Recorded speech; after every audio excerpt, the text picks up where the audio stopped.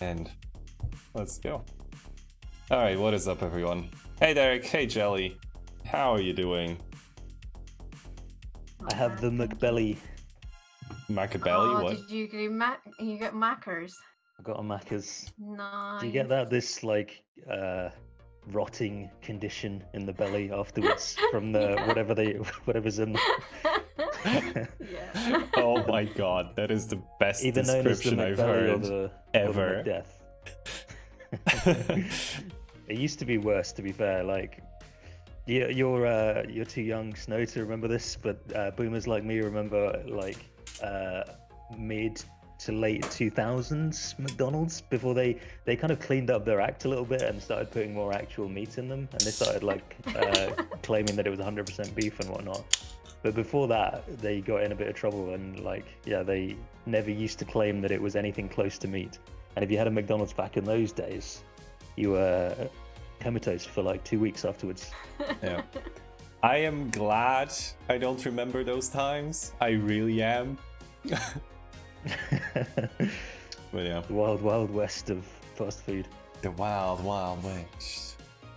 But yeah, they really got in. Yeah, do you guys want to talk about fast food history? I'm always down to talk about fast food. Sure. Yeah, sure. when I was at school, they I can't think what lesson this could have been, but they told us like horror stories. One teacher told us never go to McDonald's because I don't want to get too like gory and gross about it, but they were using all parts. They weren't wasting any parts of chickens when making chicken nuggets. Oh yeah. Oh. Oh boy. Okay. Yeah. People didn't notice. A lot of people heard this and didn't give a monkeys and like went anyway. And like, yeah. But there was like some boycotts and protests about it and everything. Mm-hmm. So they did clean up their act a little bit afterwards, but yeah. Anyway, what you guys been up to? I pretty much just like came home, and I mean, you saw me in Tig's stream for a little bit, right? But yeah, my day felt so very short. Like, it felt like all I did was wake up, like do the morning routine, go to another city for the appointment, come back, and now I'm here. And that's like all I did all day. And it's weird. I played a bunch of Crusader Kings 3. Oh, really? How's that? It's awesome. I was attempting to create a witch coven out of my family. Nice. And also in another game I seduced the Pope so he would agree to give me a claim on another duchy in Italy. I don't know if that's just the one style of playing that game, but it does seem like marriage and seduction are really powerful. I mean, Like- it's just that this game actually allows you to do stuff with it, right? Rather than straight up being just about conquest. And it's Yeah, just yeah. more interesting, which is why there are more stories about it. Right? Yeah, all the kind of family drama. Exactly.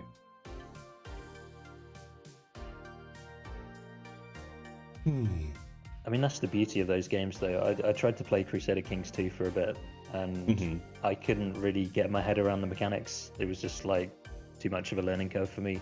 Yeah. Or like, well, I suppose I could have got my head around it, but it was like seemed like too much work to learn it all. But it's just kind of cloak and dagger stuff, like assassinations and all right, I'll send out my second daughter, the good one, to go and seduce that guy, Yes. because otherwise he's gonna come and invade us. So, Yeah. So like the King of Ireland, just like a random fucking duke in Ireland that doesn't even own all of Ireland, was just like, okay, I have 6 daughters. Let me like put them out into the world. So I have like allies. I am allies with the HRE, France, Norway, and just whatever, right? All Yeah. because like my family, I mean, I was trying for it, but my family was really good with like genetic traits. So they all had like a little bonus. I could actually like do that, and it was attractive to people. I feel like You're that's just a super hot family, and you just marry your way into power all across the world. Exactly. And then, like, one generation later, mysteriously the king dies, and suddenly your daughter is has consolidated power as queen. Yep. And suddenly Ireland is ruling the Holy Roman Empire. Yep, that was the plan. Before I got distracted by trying to create a witch coven out of my family. Dude, like, I have to say though, Crusader Kings 3 definitely seems like the easier one to get into between 2 and 3. Like, if you're interested in that game, like, it's... Compared to how much CK2 has become through DLC and whatnot, it's bare bones, right? But it's still, there's a lot to do in that, so I can recommend that game. Anyway. How's the Somnium files, by the way? Like, I just popped in for a little bit and you told me that you had like a bad end or something. I got one bad end, yeah. But you know, being a game finisher, I've finished it once, and I'm gonna finish this game multiple times. Most gamers don't do that, but that's what I'm about. So yeah, it's cool. There's a lot of stuff in there. I don't know how, but I went into it with expectations formed by like the Nonary games that those devs made before, which was just complete insanity and like crazy time theories and like 20 different endings per game, stuff like that. And I went in expecting that from this, and somehow for like 10 hours it was just completely linear. And I thought, well, okay, this is a change of pace for these devs, but that's cool. I'm up for a linear detective game.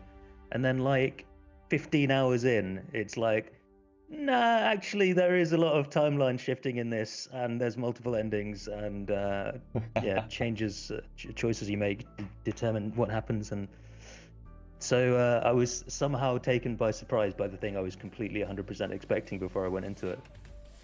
Yeah, like, it's... Oh my god, it reminds me of what Laura Bailey's said about like Jester in Critical Role, where like she spoke with Matthew Mercer apparently before the game and was just like, wouldn't it be cool if, right? But she like left it open, and then he was just like dangling that in front of her for like I don't know how many episodes, right? Just many episodes. And then after he revealed the thing they talked about, she was just like, at that point she wasn't sure if that was going to be the case. Right? So I think the same thing happened here, right? Where you just like had a... You know, you expected it, yeah, but it didn't come for such a long time. Yeah, exactly. That's exactly it. It was like 15 hours of completely linear, and the whole time I was like, maybe there's only one ending to this game, and I suppose that's fine, and maybe there's no time travel in this one. Yeah, it's just like you dangle it for that long. It's a little bit of mind games. It's cool. I still haven't watched Critical Role. Have you heard of this one, Jelly? It's like the biggest D&D show, I think, online, pretty much. Yeah, I think my niece watches it. I've never watched really? it myself, so yeah. She plays a lot of D&D.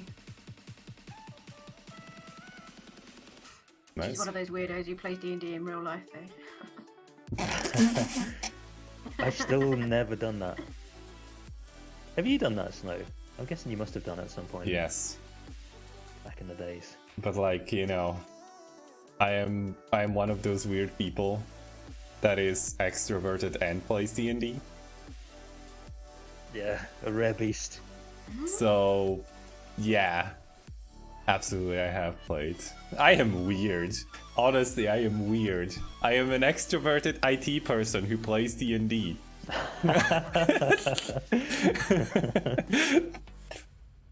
Yep.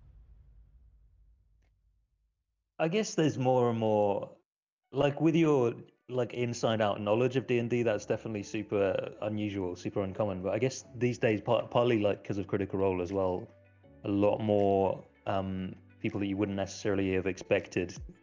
I wasn't playing D&D in the 80s and the 90s, but I guess it's changed a lot in the last few years, and there's lots of people who are kind of just there for RP and storytelling and like cosplay and stuff like that. I mean, I feel like the image of like RPGs in general changed, right? Where now it's just like, oh yeah, it's just this thing people do, right? And it's like a lot of people just stepped up in public spaces and were like, hey, I play D&D. And like, and you're like, whoa, this person's cool, and they play D&D. Yeah. Well, again, boomer time. When I was growing up, nerd was still an insult. Like, so there's already just in that there's been a huge change. I mean, So I like remember. nerdy pastimes are the sort of thing that people like brag about and are proud about now. Whereas like a little while back, you would probably, if you're playing D&D in the 90s, and some popular kid at school like asked you what your hobbies were, you probably wouldn't tell them about it. School. Otherwise you get a wedgie.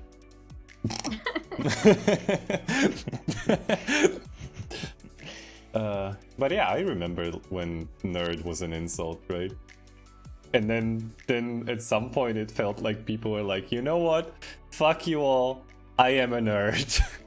Yeah. That's How did kind that of happen? awesome. Yeah, I don't know. I really don't know. Like how the word itself changed meaning, right?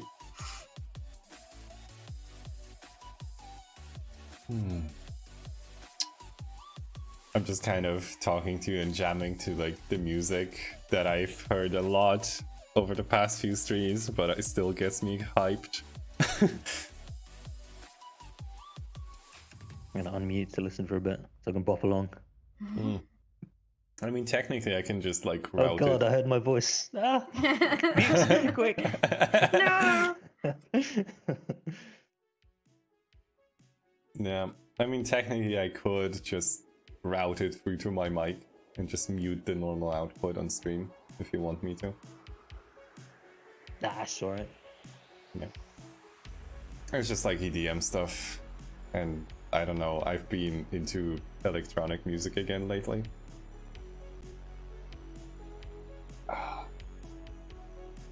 Interestingly enough, something I never listened to before was dark synth music, right? So like the stuff you know from cyberpunk and whatnot, that kind of space.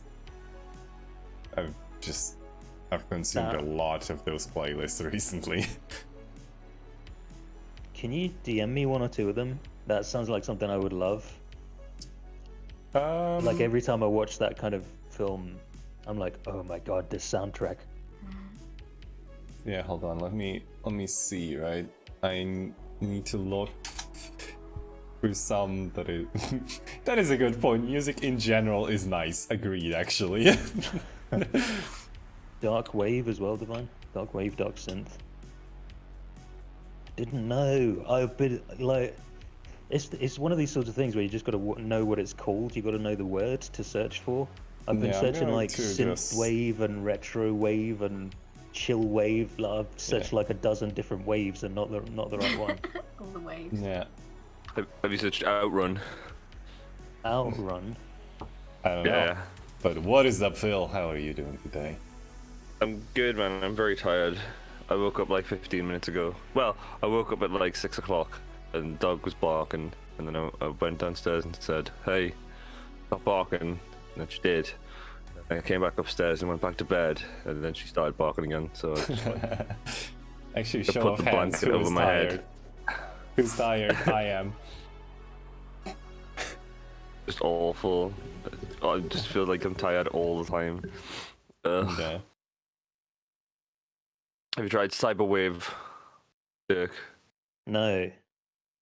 What are you looking How did I for? not? If these are the waves that I would like, how have I been guffing around with the wrong waves for years? Yeah, I It's- don't know, man. It's so difficult. I find it really difficult to like search for a specific type of music where you're like, heard something and then you're like, I want more of that, but I Yeah. don't know what the genre is called because there are like a million genres now. I feel like that's a Really, new problem of the age. I don't think you would have had that in like the 90s or whatever. It's just like, yeah, I like rock. Yeah. You've definitely got it in metal. Oh my god, the subgenres in metal, like everyone's a proper asshole about it as well. They're like, I don't listen to death metal. I listen to black and deathcore, and you're like, all right, okay, cool. What's that sound like? Why is it called that? Like, there's some stupid genre names, and then a lot of them sound the same, and people are like, oh, it's because the lyrics are different. The lyrics are about this. That's why it's called such and such grind. And you're like, Oh my all right, God. okay, cool. Yeah, it's just like, dude, get out of my face with those stupid genre names. No. Like the music I like is called progressive technical death metal. Why? Like it's just death metal, but it's because it's progressive music and it's very technical. It's just that's what it has to be called for Right. OCD metalheads. So Oh my goodness. Yeah. I feel I like don't- music is a lot more about discovering that sort of thing though. Once you find the word, the key word for what you really, the specific thing you want to listen to, then you'll find like 50 hours of that stuff and you're Yeah. set. But I guess Yeah. previously you would just like find out about an artist or a band, and then maybe if you're lucky find out about stuff that's similar to them. I guess so, yeah. I mean, even now it's kind of like, hey, I found, I don't know, Envy, for example, right? ENV at some point in the past. And then just through Envy, I found other stuff that sounded similar, but I liked better. So, yeah. Wait, what? Symphonic post-apocalyptic reindeer grinding, crested music, extreme more pagan, Scandian metal. yeah, Jesus Christ, why? vegan progressive death metal. Or vegan progressive deathcore or something like that. Yeah, vegan. Is that there's actually a vegan thing? metal. Yeah, it like actually is a thing. There's Can you hear there's the a website. veganism in the music? Yeah. Is I it wonder if about... halal death metal's a thing then. If that's a thing, like surely halal music's gotta be a thing. Oh, what was it? That was the thing. Is it every noise at once or something like? Right. Okay. Yes. I found the website. Right. Okay. There's this website called Every Noise at Once, and it's got like this big genre map. I don't know. Oh, it's fucking cool. It's so cool. Right. Where are we? Tomb of Annihilation. There. It's just got this cool map of like tons of different stupid styles, and it's just ever growing. Like this used to not have a scroll down the page function when I first discovered it. It's just got this map of just mess, but I've found so many cool bands. Like there's a drum and bass style that I like, but I can't even remember what it's called. Like Ukrainian intelligent dance music or experimental. something. Ukrainian experimental. Okay. Dub poetry. Okay.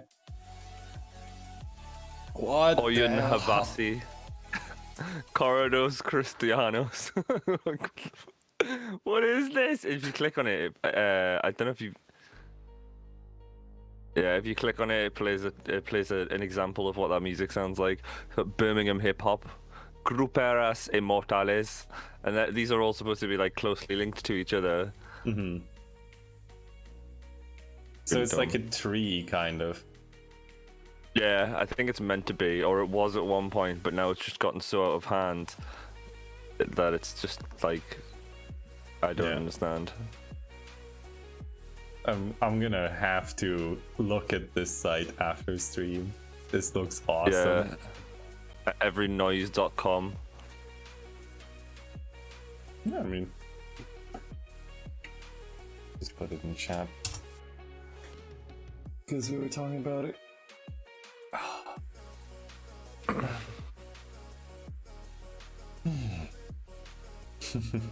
So you guys have had this conversation already about how you doing. I'm doing good. I can talk about CK3 again if you want me to. We can talk about the Macbeth if you're interested in that. In the self-inflicted plague of McDonald's. What?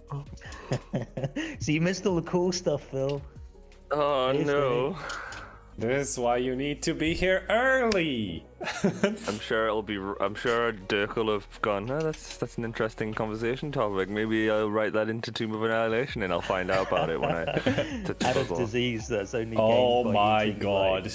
like- Scribble, scribble, Aren't- scribble. Aren't you gonna make a chef characters? No. I am. You invent Actually, I the still- fantasy Faerun hamburger.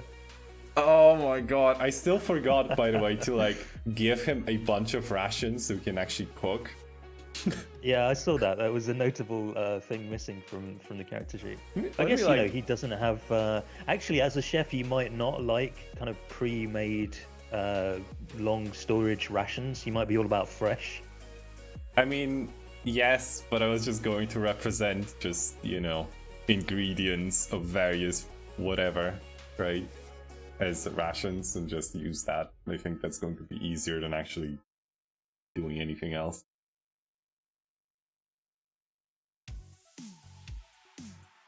Wait. I'm here, by the way. Hi, sorry I'm late. Oh, hello here. Hello. I got caught up in designing a t-shirt, so yeah. Ooh. Can you share, or is that a secret? I mean, I posted it to my Discord, so Oh. Oh. Time to look at it. I assume it's in arts. nah, this is not art. This is stream related nonsense. Oh yeah, this is Oh wow, that's incredible. I've taken turning my stupid quotes into t-shirts. I'm so here for it. I love it. I already I had to get the first one as a sticker I'm gonna put on my laptop. my god. That is awesome. Oh I my need god. it. I need it. For anyone not in Estani's Discord, it says Hold on. This I am going to put that up on stream. This is too Yeah, good. go for it. Wait, there it is. Okay. Okay, this is gonna go right in the middle. Smack down the middle there. Oh, this is great.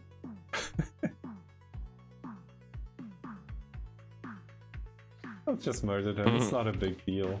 It's a good paired set. Yeah.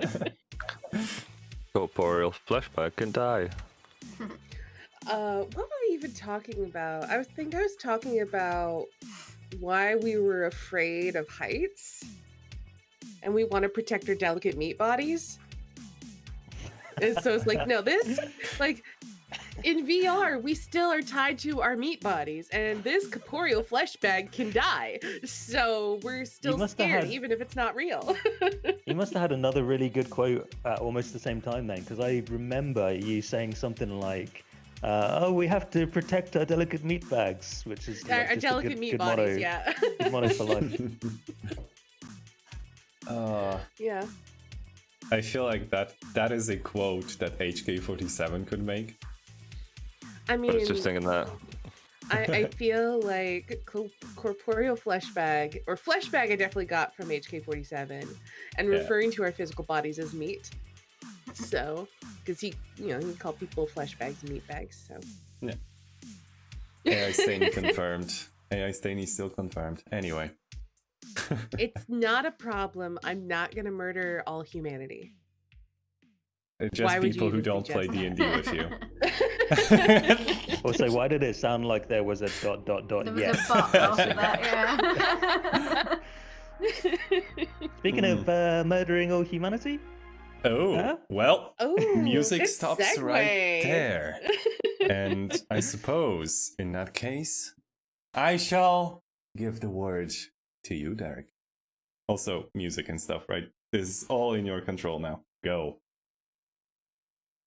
I'm gonna try that one. I don't know what it sounds like, but I just realized I need recap and intro music. Jelly, would you care to do the honors? Previously on Tomb of Annihilation.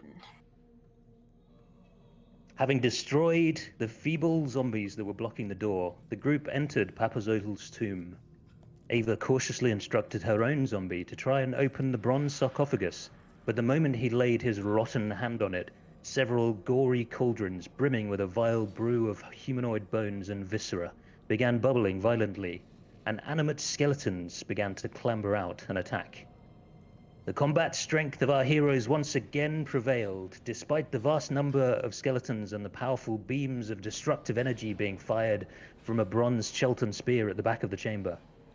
Aldrich destroyed the shield and ceased the flow of skeletons coming from the cauldrons by bowing before no one, which the group had reasoned must mean bowing before the faceless statue at the back of the room.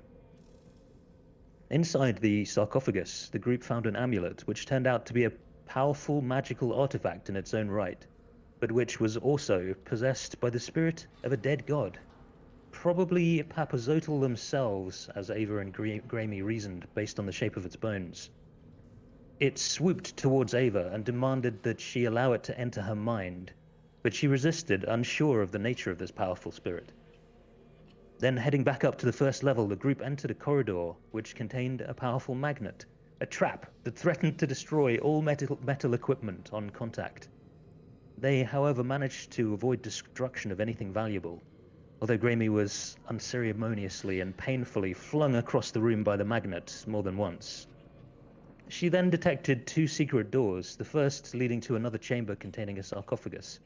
Recalling the cryptic advice to don the mask or be seen, the group reasoned that they should each wear one of the papier-mâché masks that were worn by desiccated corpses and thrones in this chamber, to avoid detection by the huge bronze disc embossed with carvings of eyes and emitting divination magic.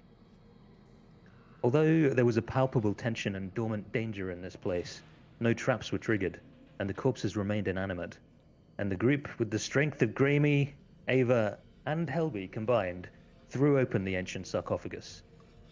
Inside were more animal bones and a magical ring. When Gramey touched this ring, the spirit of the dead god Obalaka flew towards her, and she chose to let it take residence in her mind. The ancient spirit granted her some of its power, but apparently also took this as an invitation to offer its cowardly, craven advice.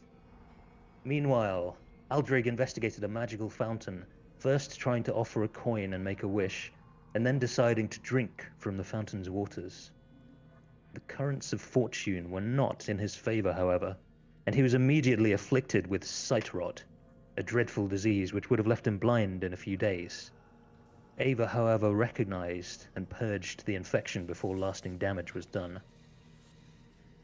So then, proceeding through the second secret door, the group descended into a forge of sorts on the tomb's second level, and were met with some undead dwarves, busily assembling a golem from scraps of flesh and metal. At first, the dwarves were curious about their visitors, but this soon turned to hostility, as their leader took unkindly to Helby probing his mind using her helm of telepathy. The undead dwarf uttered some really cool, epic threat, which everyone silently agreed was a really badass thing to say, and a fight broke out. But just then, hisses of steam announced that the golem the dwarves had been creating was complete, and it stomped forwards in a violent frenzy. So we left off in the middle of battle. Let's do character recaps. And well, I was going to say housekeeping, but I think I'll keep tracking XP in the background until you long rest, and then I'll just like give you XP. You've got essentially XP for the last 2 sessions. That's I've got noted down here, but I haven't given it to you yet. Should we So do instructions as we go through the turn order? Yeah, okay, let's do it that way. So all right, battle music, let's go. Helby, would you mind doing a character reintroduction recap and then take your turn? Sure. I am Jelly, who plays Helwy Neatgable, who is a Beastmaster Ranger Forest Gnome, and I have a companion called Vossi, who is a Velociraptor. Okay, so I've just turned invisible. So I think Indeed. the best thing for me is to move out the way. Would I have to disengage even though I'm invisible? Yes. So you're not hidden. Okay. You're invisible, which means if they try to attack, they know where you are because they were just attacking you. Okay. But if they tried to attack you, they would have. I opened the spell when I meant to open the condition. They would have disadvantage. I'm fairly certain. So I think the way it goes is when you attack somebody, you break your invisibility. But when you do, you have advantage when you're attacking from invisible. Okay. So I will. Disengaging is an action, isn't it? Yeah. Yeah. Okay. So yeah, I will disengage. So does that mean means they attack me? Yeah. No, if you disengage, they can't. They can't. Oh, okay. Cool. Sorry, completely misunderstood what you said there. So okay, if you move without disengaging when you're invisible, they can attack you, but it would be with disadvantage. So they know where you are, but like they don't know exactly, and it hampers their attack a bit. But if you disengage, they just can't attack you. Attack of opportunity you. Okay, cool. So now that I've disengaged, I'm going to move.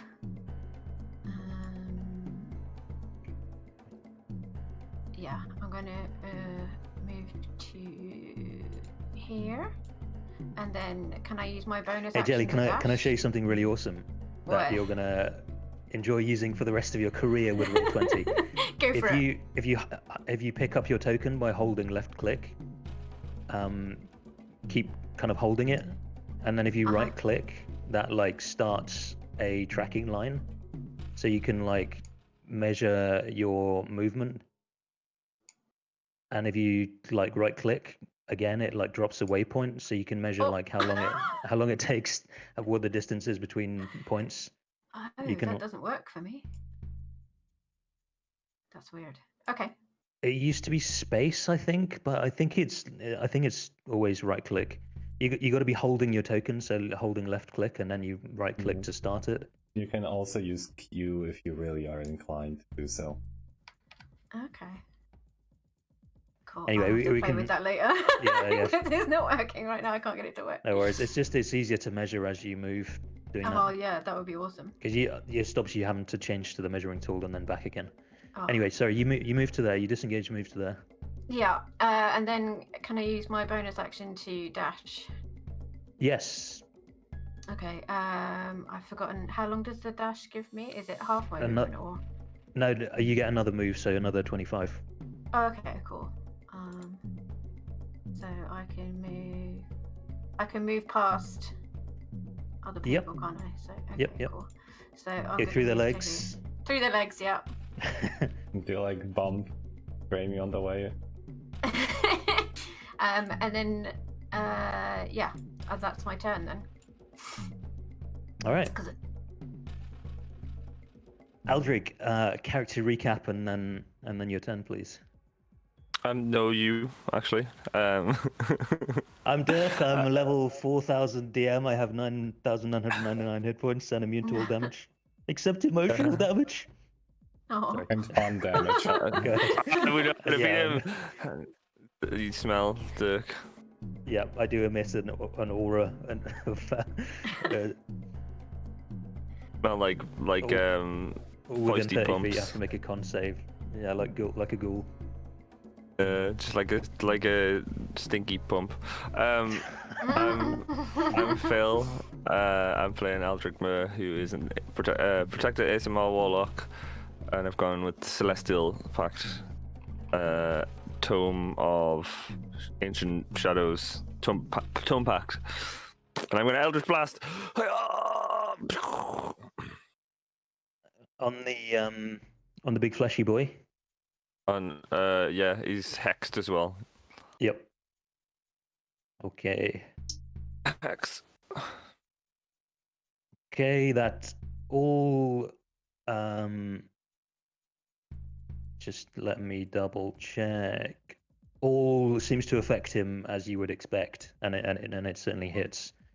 So This 11. one, does this one hit as well? Haha. That one get- also seems to affect him as you would expect. Another 13. All right, that is doing some good work. Pachoo, pachoo. Couple of good. Does anyone look like they need healed? Can Both you, Helby and Gramey are a bit wounded, and I Do you think need- Ava. do you need to see Ava's people to use that needs more, I feature? think. Because if not, then Ava. If so, then yeah. I think I need to heal 3 people. Okay. If you move down to the end of the stairs, you can probably see Ava, but then you can. I don't know if you have the movement to get down there and then go back up. Where am I? Yeah, I can step out. Wait, which? Oh, hello. I think you can glimpse the edge of Ava from there, like the edge of have that. The edge of three- that square can see the edge of that square. So just just seeing, you can do that. Yeah. Have 3d6 of healing, and then I step back up. What does your healing look like again? I don't remember. I get out a potato and I just like throw it at you. And like it's gonna hit you straight in the head, but then it turns into healing. Like no, it's just like a golden light. That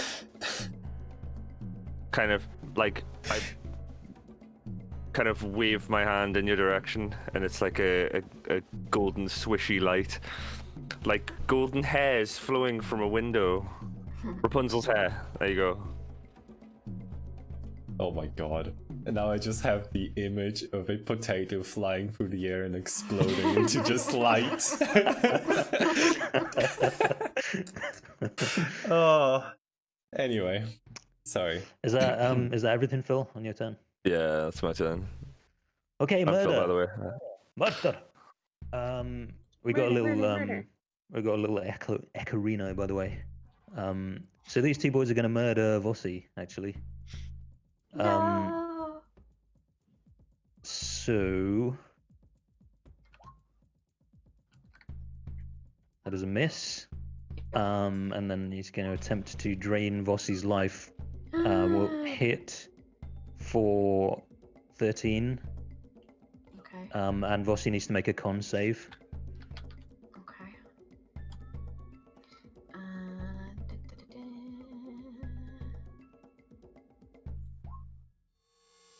Oh. Okay, so Vossi's max HP is reduced by 13. Oh my Um, god. Yeah. So I will make a note of what she had before, with the hope that that will be something we return to at some point.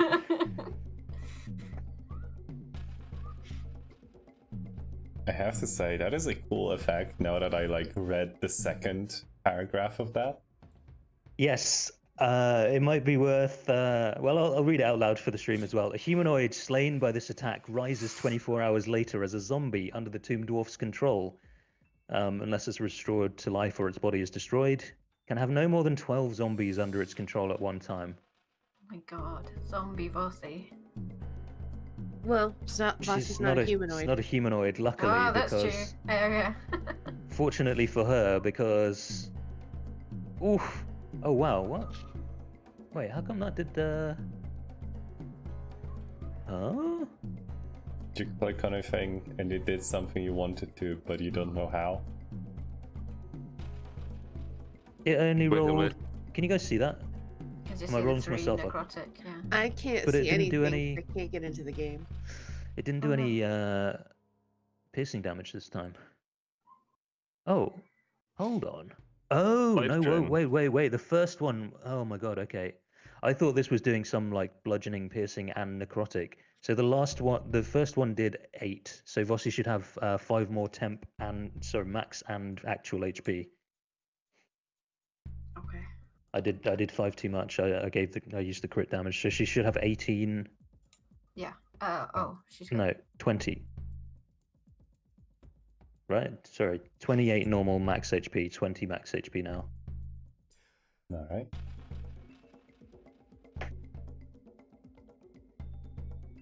Yeah, and then she was on 8, right? So she should be on 13. Okay. Yeah. And then the second one hits for 3, and then max HP is down 3 more. So max HP should be 17. Okay. Oh, but you get a con save. My, I'm on form today. All right, so 17 max HP and 10 actual HP. Okie Um, this boy's going to try and do some of that evil stuff to Ava, so he's going to make a battle axe attack 23 for 7 damage. Okay, can you record that for me, please? Yep.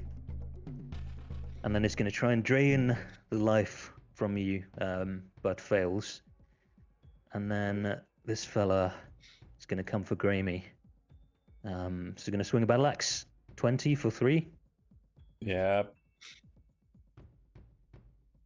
And then a life drain 21 for 7 necrotic damage,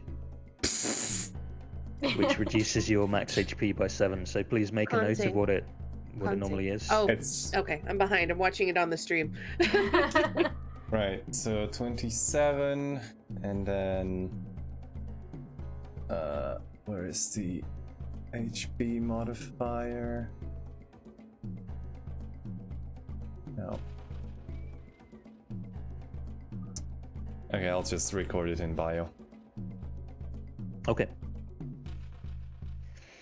All right, Vossi.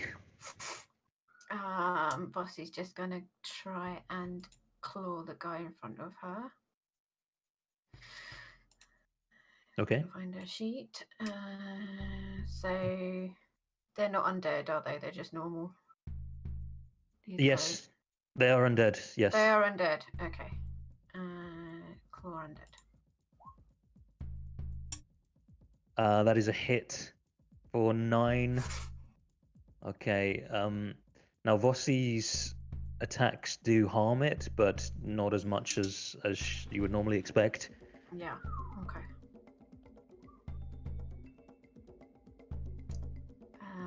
And that's it. Gramey. One thing that I forgot is I have bless going, which means I need to do 2 con saves to keep it yeah. up. And it's gone. Well, wait, hold on. Let me look at bless, because I think it adds to saving It throws. does add to save throws. All right, there is a chance. Got to roll a 4. Fuck.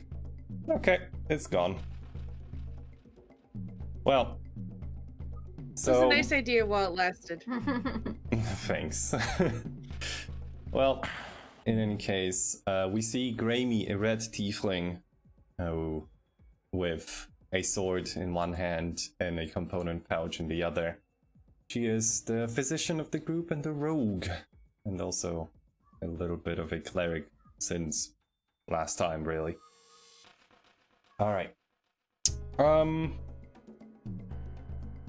Without seeing many other options, I think she's just going to lunge forward, use inspiration to All right. stab the guy in front of her.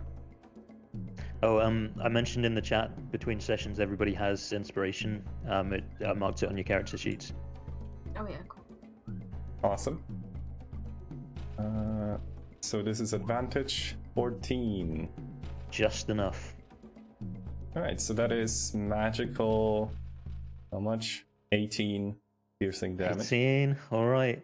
So this guy was fresh. He hadn't been wounded yet in the battle, but that's a pretty substantial hit.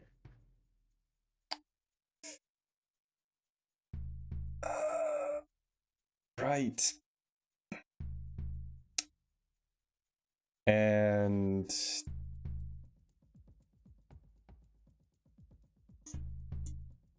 oh, that's an action as well.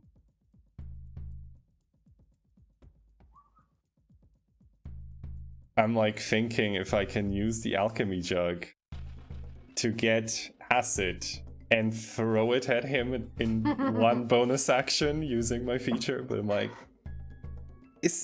would that work? The jug, do you have to do anything to make the substance inside it? It's just like Because I need to say a word, right?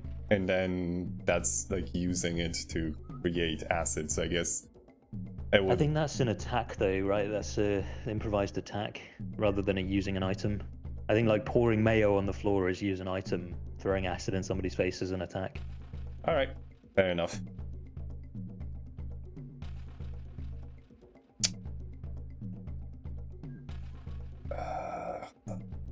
I'm looking for all the fun stuff. It's kind of difficult. Okay. Right. I guess I will. Esteni, did you take the healing, by the way?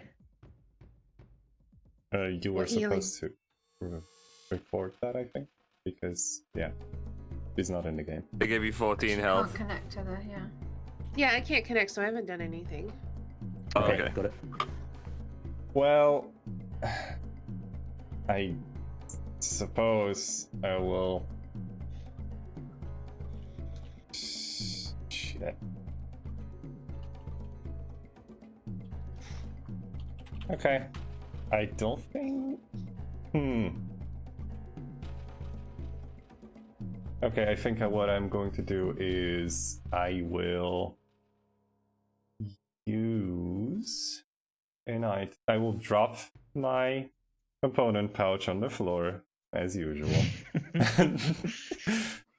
And I will get the alchemy jug in. I don't think you need to drop your component pouch. Like, Okay, fine. Let's assume that it's somehow attached to you. I mean, it's Okay. kind of you like a got it on belt it. pouch, right? Yeah, that would make Okay. more sense to me. Okay. So, The bat belt. And I will just utter the word acid, and that's for now it. okay. All right, big lad. Yeah, I think he's got to come Ava's way, blocking your easiest route of escape. And he's going to try and slam hits for 10. Okay. And let me know if you get in at some point, but until then I'll mark it on your token. Please And do, then thanks. slams again and hits again for 14. So Ava, you now have 12 HP. Okay, as a reaction, can you please mark off one of my Wrath of the Storms? I'd like to do a thunder damage to this boy. He has to make a dexterity saving throw. Okay.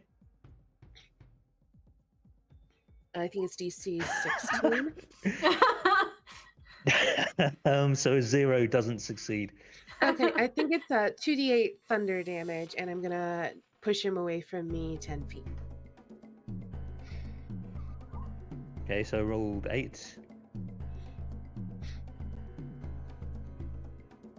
And he is launched back 10 feet, skids across the ground, like slams into a bench of various, like, I think this bench actually has like strips of flesh laid out neatly across it, and he like destroys the edge of it, and the bench like slides down, like he destroys one leg and it's kind of sloping down diagonally now.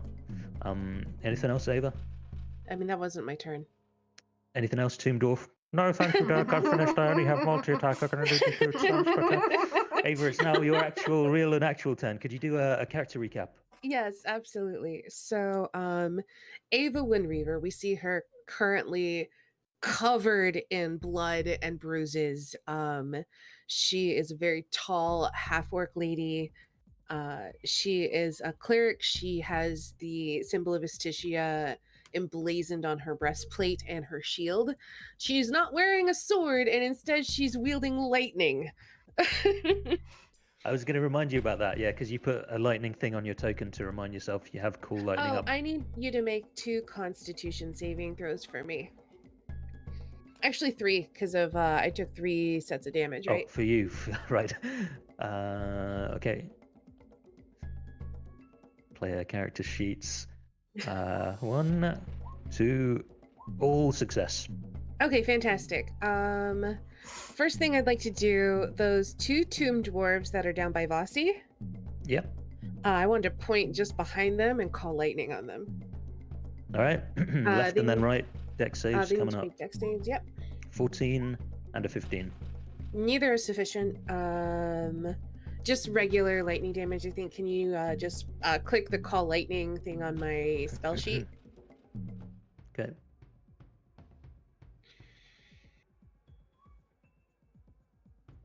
At 3rd level. Yes. I think it was at 3rd level. Whew, 22. Okay, this. Yeah, you know what? That's solid. I'll keep that. They are.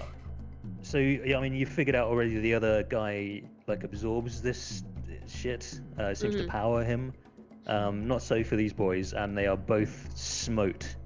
Right in front of I think we see this from Vossi's perspective. She's like snapping and like rearing forwards to get a good bite on them, and there's just kind of this like cool, like there's a yellow light from the back from these lit braziers. They're not really on the map, but there's these huge like flaming braziers in the middle of the room that they use for the forge. So they're already lit a little bit like from that. Still a little bit dark, and then we see like them lit by this like bright blue light as they are essentially vaporized. I'm gonna fling their vaporized bones and ashes 10 feet away. Okay. One of them hits the wall and yeah, with a kind of wet thump. In fact, both of them hit the wall. One of them like takes out a table on the way. I'm gonna use my bonus action to move my sword 1 space towards Grammy. So it's gonna be on top of that dwarf corpse. Can you check the wording of the spell on my sheet for me? I don't recall if I have to be able to see the target for the sword to be able to make an attack, or if I just have to be able to see the sword. You can see that target anyway. Oh, I can? Yeah, so you can glimpse the edge of him certainly from within your square. You can see just the edge of him. Then yeah, I would like my sword to make an attack on the dwarf that's next to Grammy. Do you normally roll that on the main bit of your sheet or on the spell part? There's an attack on the front. I usually do it on the spell. I just click the spell. I'm pretty sure I cast that at 2nd level, but I'm not sure. I may have cast it at 3rd. You might have to scroll up because it's been a while. I may have been out of level 2 spell slots. Spiritual weapon. That we didn't roll damage that time. The first one. Oh, right. I don't remember if it was at level 2 or level 3. What are my level 2 spells? Sorry. I'm just gonna keep scrolling just in case. I don't think we Yeah, rolled no, it doesn't damage, look like you've rolled right? damage for it yet this combat. So, what are my level 2 spells? You got a lot of them. The ones that have the little pips next to them. Gust of Wind, Shatter, Blindness, Deafness, Calm Emotions, Enhance Ability, Find Traps, Hold Person, Prayer of Healing. Okay, I think I cast it at level 2. Okay, so So yeah, it's a miss. It's a miss anyway. Dang it, Sword! Why you like this? Also, to help Grammy out for next time, I'm gonna take 1 step south. Okay. So I'm still technically. Thank you. Yeah. I don't think I can do anything else except hope. So that's my turn. LB. Okay. I am going to fire an arrow at the guy in front of Grammy. So he will have half cover. Yeah. +2, but you will have advantage because you're shooting from invisibility. Cool.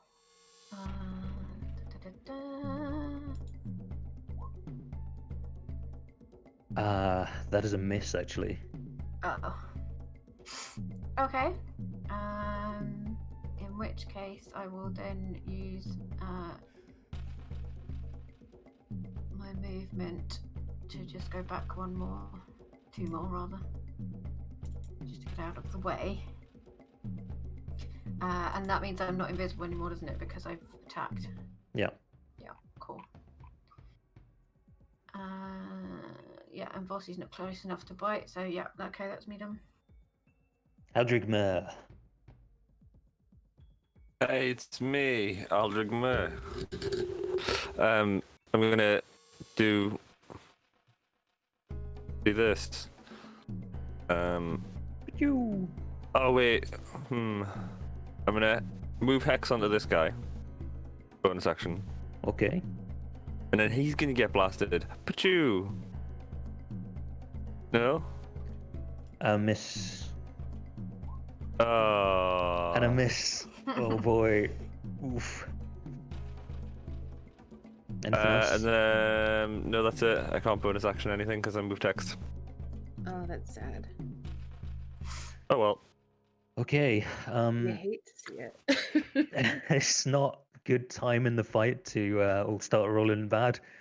That's So okay. one... Well, I'll just die and bring in our backup characters. It's not a big deal. We'll just murder everyone.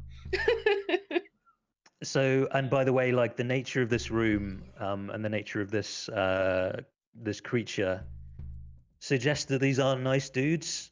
Put it this way, they don't seem to have any handcuffs or ropes to tie up prisoners.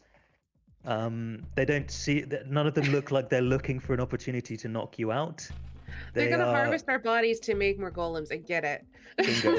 So just we're playing for keeps. Ava, one of them rounded the column, so he doesn't have that getting in the way, and he attacks you with his battle axe. Misses badly. Tries to drain the life from you. I rolled an 18. That just hits. For 5 necrotic. How is my HP? You now have 7 HP, and I will make a con save for you. I'm gonna use inspiration on that. All right.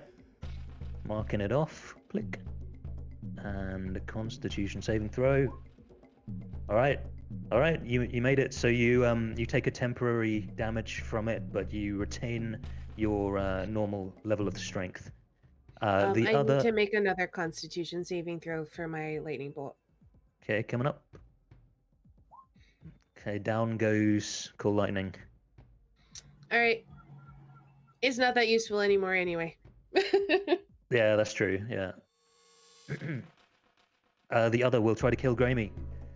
To add to his horde, or well, to begin, you got to start somewhere. This guy's an aspirational zombie horde. Can you imagine this fight, but having like 12 zombies for each of them as well? That would be a great, like... so both miss, yeah. So some death dodges. Duck! Or actually jump because it's a dwarf. I kind of like that you duck, actually. I was picturing jumping because you're on the stairs and above him, but because it's a dwarf... I don't know. You limbo right on. Yeah, maybe jumping is better. Vossi. Okay, Vossi is going to move to. May I make a suggestion? It's really difficult to see because my character can only see where I can see. Yes. If you can try to kill the thing in front of me, then I can actually get out and do something. Yeah, no, I was gonna come by it. So I was going to move. Can I move to the same space that the sword's in? Yep. It doesn't take up space. You can move through it freely. Okay. Alright, cool. And if I can get my thing. Which is a bit weird. You can move through it. Like you can move through the blade of it, but then the blade stabs and hurts things.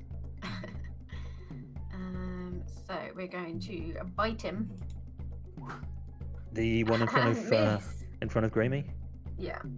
That is a hit. Oh, is it? Oh. It does do less than he's resistant, but it still damages. Okay. And that's it for Bossy. Grammy. Well, I guess I will just stab. All right. Because I was hoping I could get out, but nope. Alright. Fair.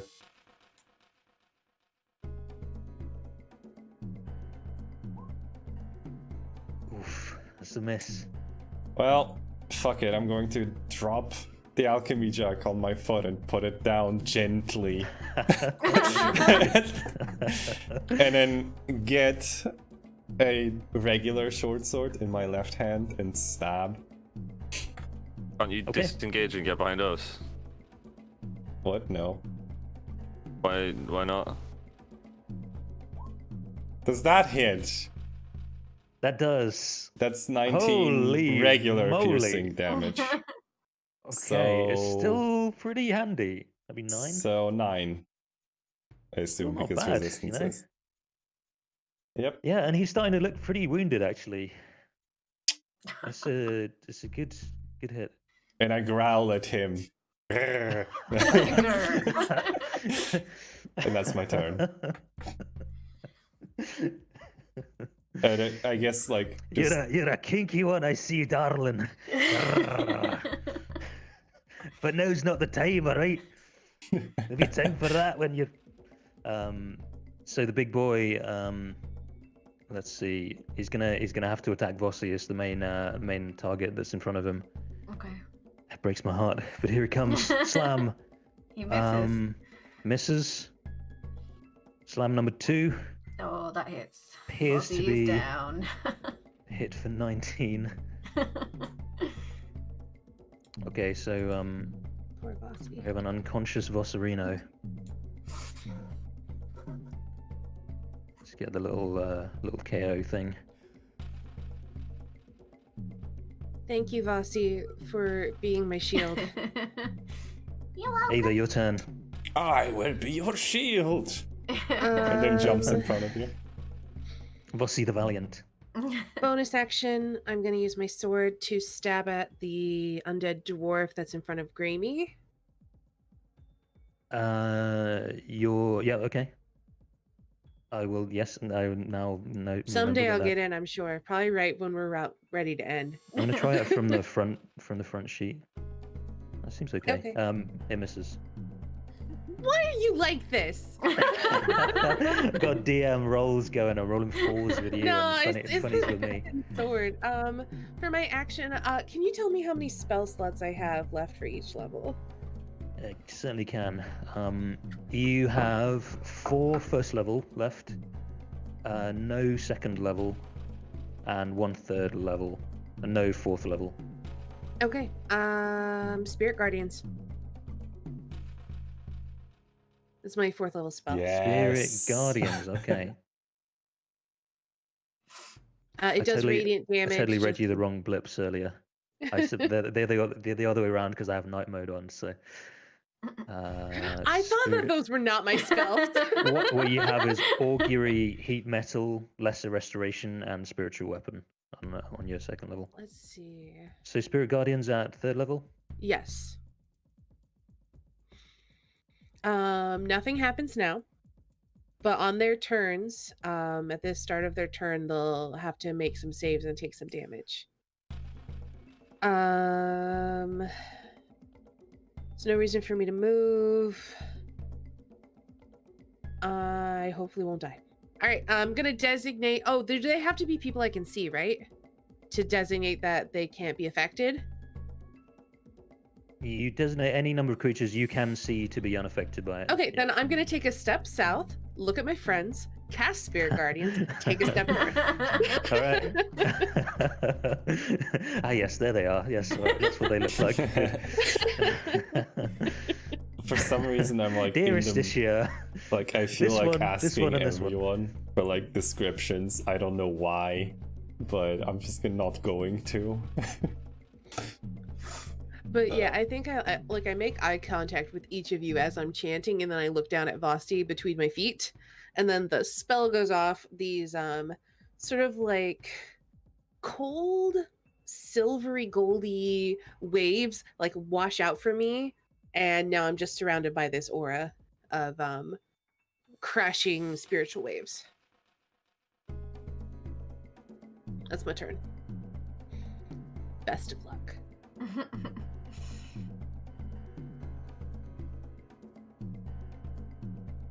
Helby. Okay, I'm gonna move forward in front of Eldrick again and shoot at the guy in front of Grammy with an arrow. Hey! Holy moly, okay. He still has half cover, but it doesn't do shit against crits. Nice. So 8 and 15, 21. So it'll take 10. And he is very nearly slain by this. Still What? still resistant to your attack, but it's such a powerful attack that it kind of gets through that anyway and like blows him back. It's just like the perfect arrow. What does it look like, Elby?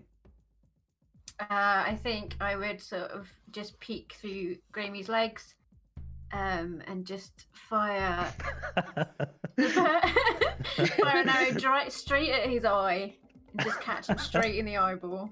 Well, I'm imagining just like Helby going like jump, and then I do Grammy jumping. As she loses an arrow. Grammy does like an athletic like aerial splits kind of jump. Sure. And that's my go. Eldrick. I'm gonna have to try and get this guy killed. So, Eldritch Blast! No. Tis a miss. Man. Tis a There we go. hit. Hallelujah. Hey. That one and that one. That is a kill. How does it look? Where the arrow hit, I just aim it there, and I push the arrow all the way through him and out the other side. Oh, cool! I like that. Oh, that's awesome. And then it explodes, and he explodes. Awesome. Okay. Anything else? And then I'll step in to his place and kind of just push him down the stairs with my foot. It's not like a kick. It's not a kick. It's just like when you're moving something out of the way with your foot slowly. Yeah. I don't want to break it. It's already dead. And just, May I make a suggestion again?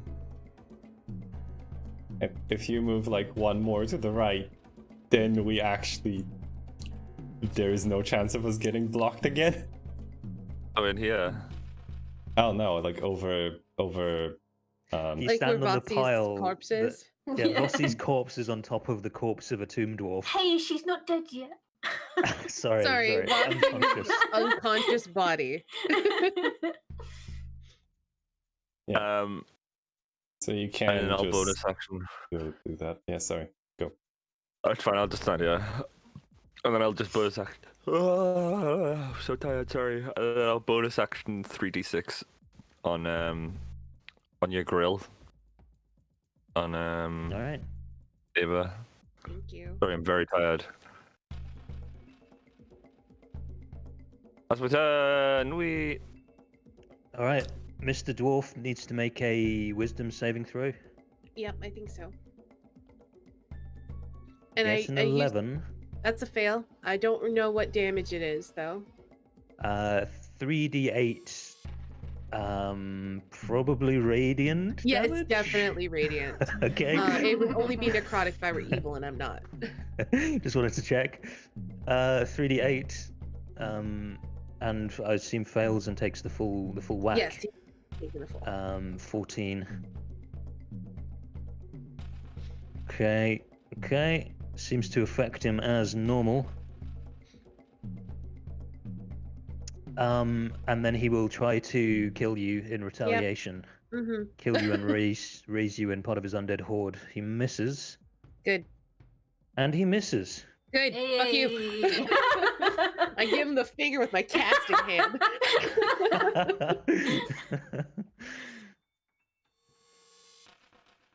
All right, Vossi, a death save, please. Dun, dun, dun. I forgot which button it is. Sorry. Just a d20. Oh yeah. If I can type it the right way. It's r/, isn't it? /R? Is it /r or r/? I think my muscle memory would. I think it's /R. /R. R. I was like, what is all slash again? I just read it. All right, and that's one success. E. Grammy. Well, I will jump forward to defend Big Mama Ava. And I guess just jump over the body of Vossi. And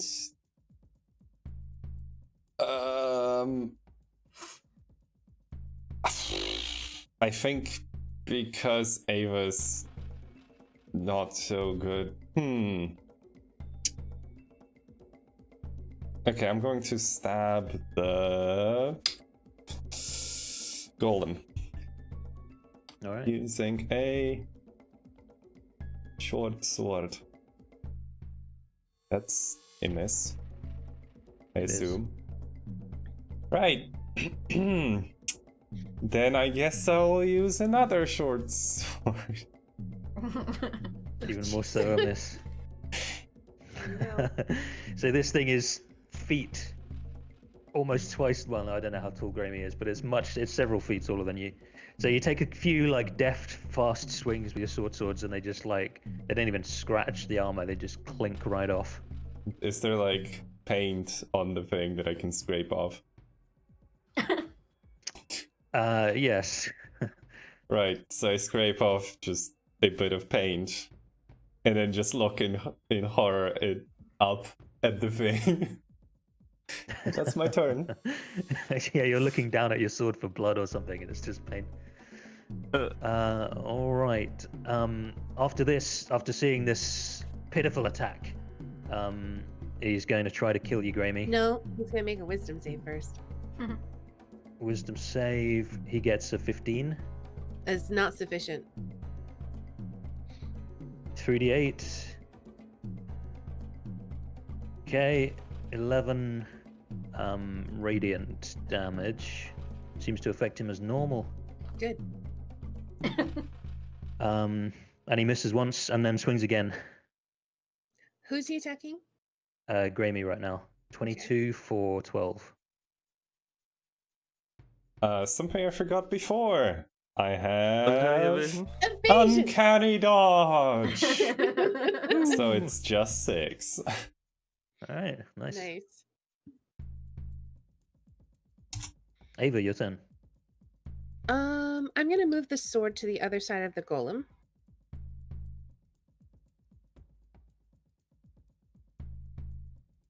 Okay. I'm gonna have it take a swing at the dwarf because I don't want to risk taking any more necrotic damage.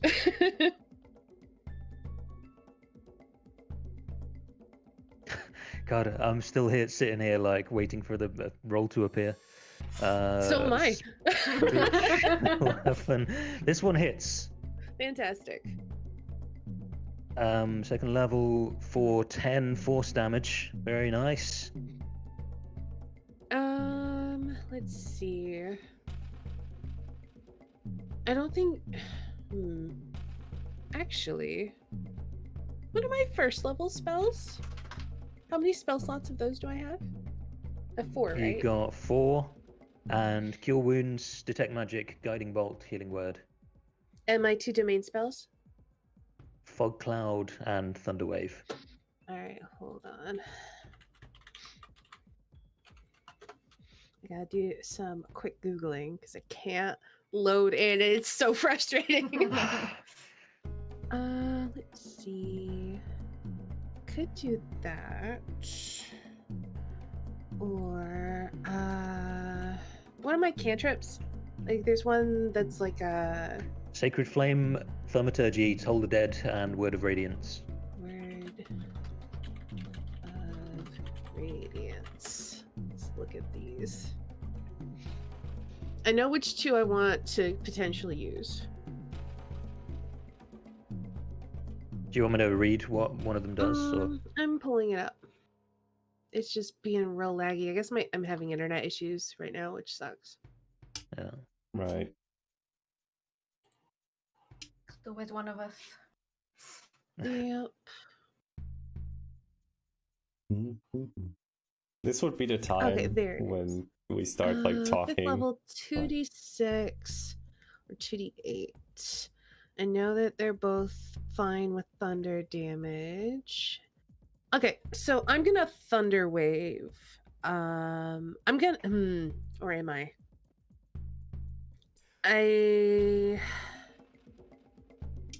So I would have to take one step north to hit the golem as well, right? Is it a cone? Because it's oh wait, it's a cube Oh, originating from me. 15-foot cube. Okay, then no.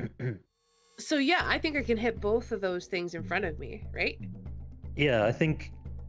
Snow, let me know if I'm wrong about this, but I think you're standing on one side of the cube. Yeah. So you're Yes. on the face of it, so the cube is Yeah. like this. So it would go like something like this, right?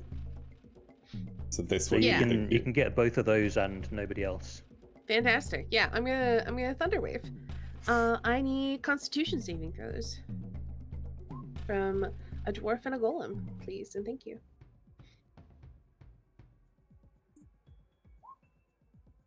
Well, Okay, I got an 18 and a 23. Oh, holy shit. Oh, They're wow. still gonna take half damage. So please roll 2d8. It'll take half. I rolled 13, so they take 6 each. Okay, and I'm gonna, because they took thunder damage, I'm gonna shove them 10 feet away. Because I back, back. They keep running back towards you. I love this. All right. Any movement? As much as I would like to retreat behind somebody, I need to keep them. Well, I guess they're gonna charge at us, mhm. and honestly, I have more AC than Grammy, so You're at 20 HP by the way now. After Aldrich did some healing on you. I think I have to stay out here. If I retreat, Grammy will go down, and she's a pretty good damage dealer, so I'm gonna stay where I am. LB. Thank you. Okay. I am going to.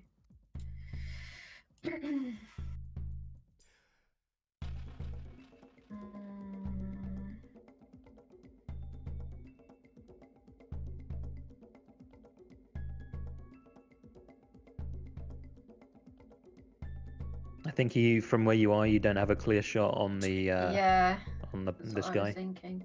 You're gonna have to step forward, you'll be alright. I'm just thinking if I come into the room, would I be more hindrance than help, or I mean, you Uh, could it at depends least on the tank text, for don't you? us. yeah, I have still got quite a lot of HP, so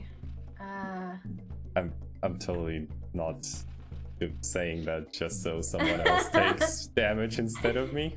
no, it's Even fine. if, I'm even gonna if you move just to move here, 5 feet forward. and I'm gonna shoot an arrow at that guy. Okay.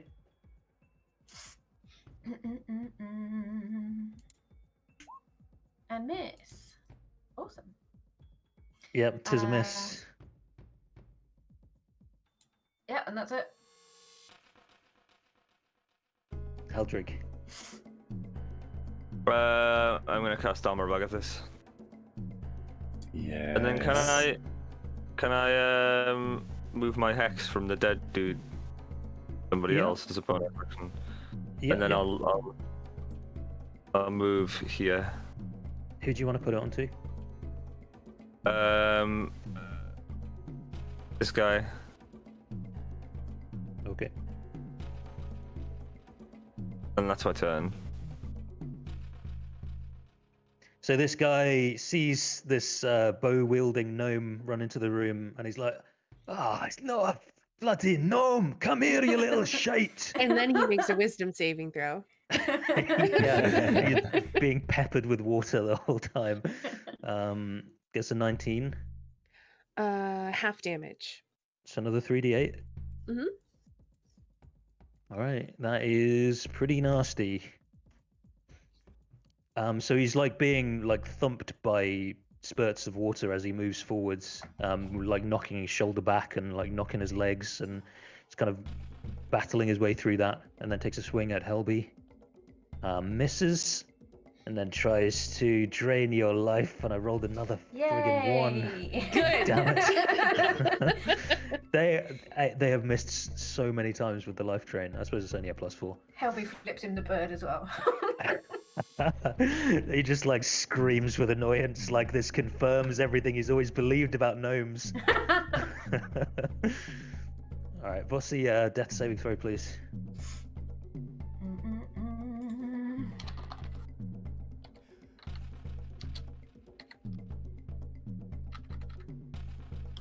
Yeah, he's like, you slippery little bugger, come here! So that's 2 successes for Vossi. Yay! Grammy. Well, seeing as, yeah, I mean, I'm gonna get sneak attack if I just step forward and stab a zombie. So I shall do that. Does a 15 hit? Are you calling him a zombie as a diss, or? No, 15 hits. It's a statement of fact, honestly. He's So that like, I'm a is- way higher CR than a zombie. How dare you? So that's 17 magical piercing damage. All right, Grammy, how you want to do this? Yeah. Hey! I want to stab him through his throat and then push him to the ground and then stab him again and again. And then just look to my right at the golem and be like, oh, nope. And step back.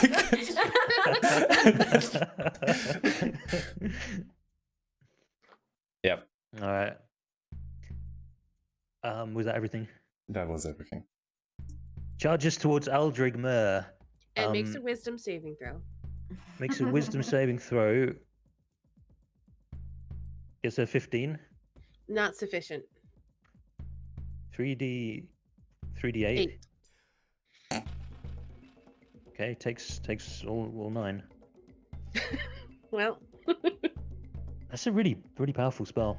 it's a good I can see spell. why it's super popular for clerics. So this guy, he's not like screaming in rage. He's doing something like almost more unsettling, like kind of unnatural. Doesn't seem to have vocal cords to be able to express any language or scream in anger at you. He's just like so furious and completely out of control at this point. He's just like shaking all over, like, and he's enormous construction, so he's like a big body of muscle, just like shaking in rage, and walks forward and tries to rip your head off, Eldrick. Whoa. Misses. Come on, you can do better than that. A 19 The hit. Oh, for 15. 15. It takes 15 cold. Sorry, it takes 20. It takes 20 cold. Okie dokie, yep. That is honestly, it's a big wound for him. That's At such this a stage. good spell. It's such a good spell. All right, and that's all he can do. Ava. The sword's gonna take a swing at the big golemy boy. Come on, sword!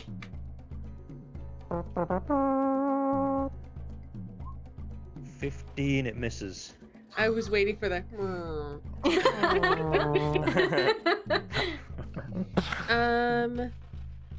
Let's see. I've Guiding bolt. What does that do?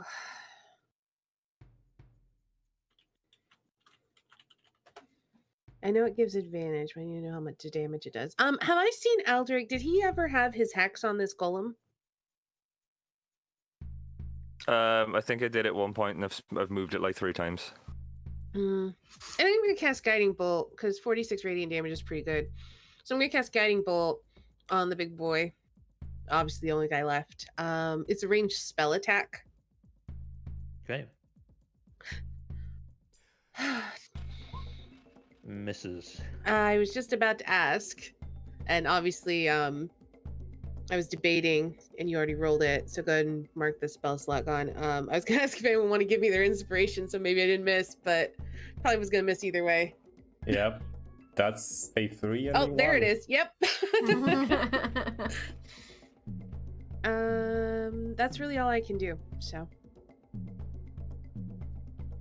Helby. Okay. We're gonna try and shoot an arrow at the big guy. I'm gonna use. How do I use my +1 arrows? You just say, I notch a +1. I notch a Arrow. +1 arrow. That's the secret word. You have to say notch, otherwise it doesn't work. I notch a +1 arrow. Nani? Does that miss? You miss. Oh, god afraid. damn it. It's bad feeling, isn't it?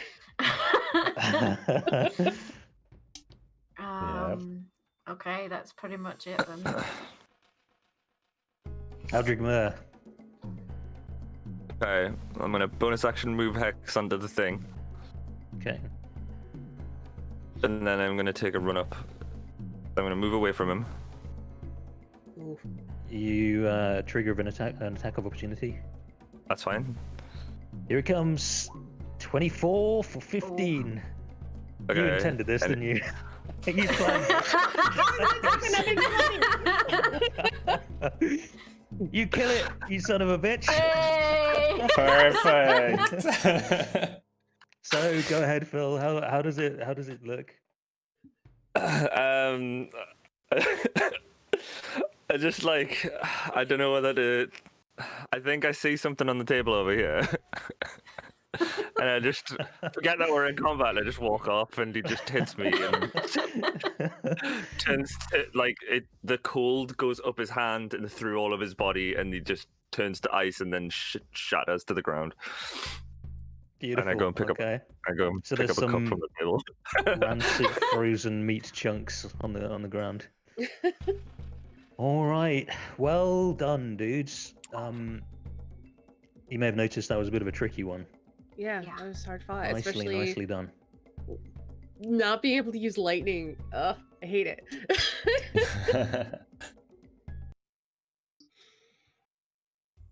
I think Ava is gonna just find something like a bench or whatever to just like sit down very heavily on, because she's in kind of bad shape and exhausted almost all of her spells to get through that. Can I use my cure wounds on Ava? She probably use on Bossy. Oh yeah, I forgot about her. Wow. Wow, That's true. Helby. I mean, to be fair, Grammy's standing over her. Yeah. Actually, you know, I I should probably have. I think Grammy will just like look down, like sheath her sword, and then grab bandages, and then start bandaging her wounds. And through the magic of Gaunt, cast Cure Wounds on Vossi. Thank you. So Could we that's- potentially get a long rest then? Yeah. no You sneak gotta attack damage sneak on attack this. Don't attack her! Right. Grammy, you notice there's a dark streak of necrotized flesh on Vossi just behind the neck. If you want to make a medicine check on that, I would also like to do that, so I can give you advantage by helping. Oh yeah, I mean, I would immediately just like hold still, girl, and then hold her head and just look at it. for a 28. A lingering effect from the necrotizing attacks of these dwarves, what they kept repeatedly trying to do to all of you with hardly any success. But yeah, you Grammy now knows that this will pass on a rest, but at the moment, like, Vossi's not at full strength, and no healing other than time will fix that. Oh, Ava, do you think any magic could fix it? It looks like something that is just going to fix itself over time, but... And I kind of like if move there my is any arm magic, where ahead. there is also a patch of just Mhm. flesh touched by the dwarves. I think I look between you and Vossi and I say, if there was magic that would restore that, I don't have it at my disposal at the moment. But I think I've seen this before. I think with some rest, the body should recover. Alright. I think you need a rest.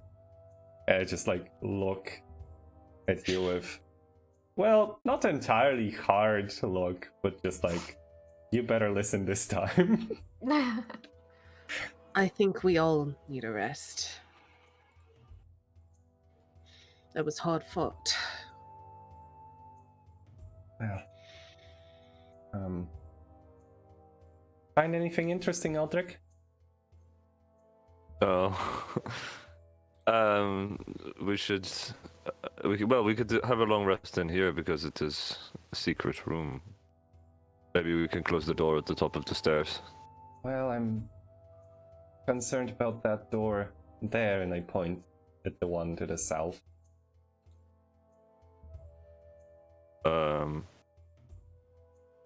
Well, then let's just keep our voices down and have as much rest as we can. Can I use the pass without trace to keep everybody hidden? Only for like an hour, I think. Oh yeah, it's an hour, isn't it? Okay. So, Aldrich, were you looking around? Yeah, looking on. for stuff? Go on, I thought I'd check. I didn't want to start being like, "Oh, you find this," but it did sound like you were looking for stuff. Yeah. So I didn't want to just move on, and you assume that I'm just there was like nothing.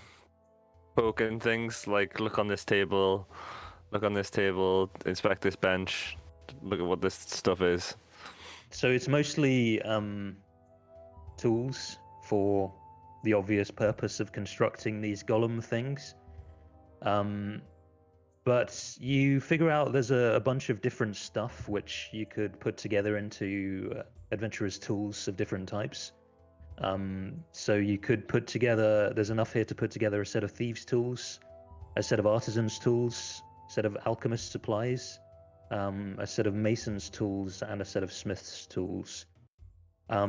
You also, on top of this bench, find a bow which has a faint warmth to it. It's a longbow, faint warmth to it, and the string glows a soft orangish color. Halby's gonna get a magic weapon. Is it small enough for Helby to wield though? No, it's way too big. It's enormous. It's built like for a full-sized humanoid. But you being an adventurer know that if it is indeed a magical weapon, it will resize itself to the optimum size for you. Awesome. If you used it. I can spend a bit to do this, find out what it is. May as yeah. well. You are a warlock with ritual casting, that's right. That's right. Damn right I am. Oh, that's a cool looking bow. It's not very good. It doesn't do very much. I Ooh, think it I is should have a it. cool looking bow. Hold on, I need to maximize the stream and change the settings to 1080p so I can read this. You have a So- +1 to attack and damage rolls made with this magic weapon. When you hit with a ranged attack made with this weapon, you may spend a charge to cause 1,000 tiny planar portals to open in the arrowhead. The portals connect to the elemental plane of fire, so the instant they are open, an agonizing stream of liquid magma rushes through, causing an unbearable yeah. searing directly on the surface of the target and dealing an additional 4d4 of fire damage. The That's ridiculous. So cool. The lingering effects of the elemental plane of fire mean that the string of this bow and the head of arrows fired with it glow a deep shade of red and are warm to the touch. This weapon has 3 charges, which are refreshed each day at dawn. That's so freaking cool. I yes, just, please. I just kind of turned around and pointed at Helby. That is... Oh. Oh my god. I know, Enjoy. I want it. I want it so bad. I'm so happy Helby gets it. Awesome. Now I'm glad I'm not playing Gabrielle. Because that would be like, whew, that would be hard to pass up. I will fight you for it, sir. It also means that now, when you have those charges available, it may be more valuable to not use your sharpshooter ability Yeah. to make sure you hit so you can do that extra fire damage. Yeah. The thing is, definitely. when you hit with a ranged attack mate, so Yeah. That's what I said.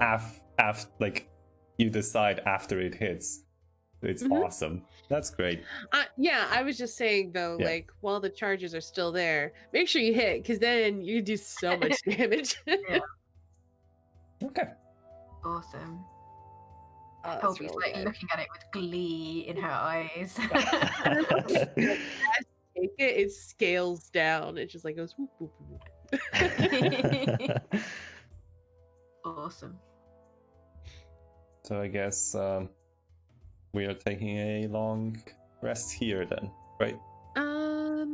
Ooh, it just loaded in. Hey! Hey, welcome Took it in. long enough. I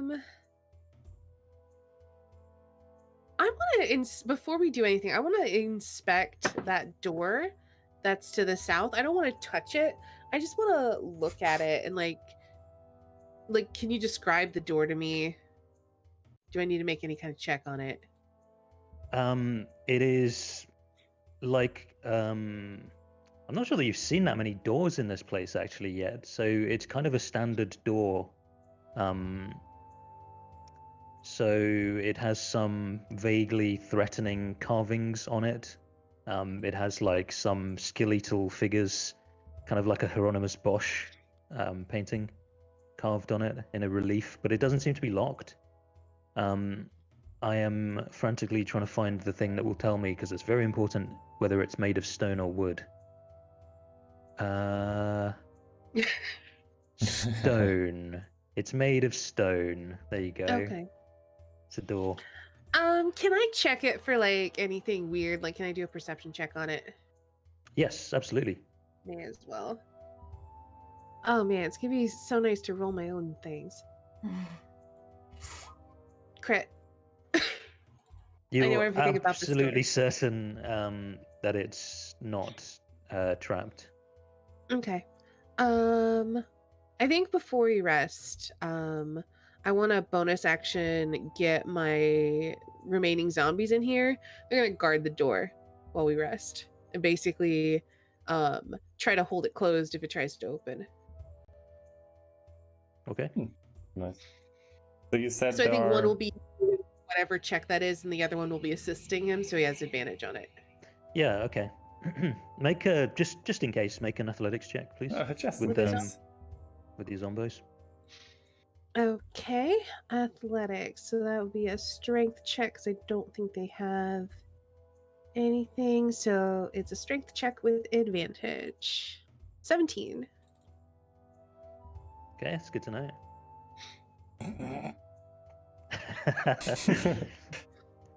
So you said there is enough stuff here to put together a tool, an artisan's tool, right?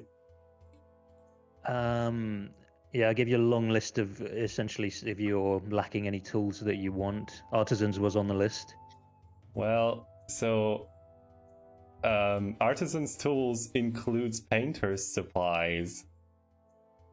So can I just like go around the room and kind of put together painter's supplies? Yeah. Okay. I also want to drag all the dwarf bodies just on one side of the room, so like down here. And I think I will just like during the long rest after everyone settles down, I'm going to just sit down in front of a canvas and try painting something. Yeah, so you found some like very coarse brush which had a different purpose when being used by these guys. You know, it was maybe to clean another tool or something like that. And yeah, you maybe find some other stuff that was meant for construction, and you can mix together to make a rudimentary pigment. Yeah. And well, you can make a roll with that if you'd like to see So how well you do this. Are you proficient with it? No. What stat would that be? I guess most likely Dex. Yeah, I guess so. That makes sense to me as an artist. We could look it up. It's No, probably it's in fine. Xanathars, It but doesn't matter. in the meantime, It doesn't It doesn't matter. It's probably how Dex. good the picture looks in your head. It's how well you can use your hand to get it on that Holy canvas. shit! Holy Whoa. shit! So what do you paint? Well, I am going to paint Ava striking down and like disintegrating a bunch of skeletons. Yeah. Cool. Yeah, from earlier in the day when she destroyed like 12 skeletons all at once. Yeah.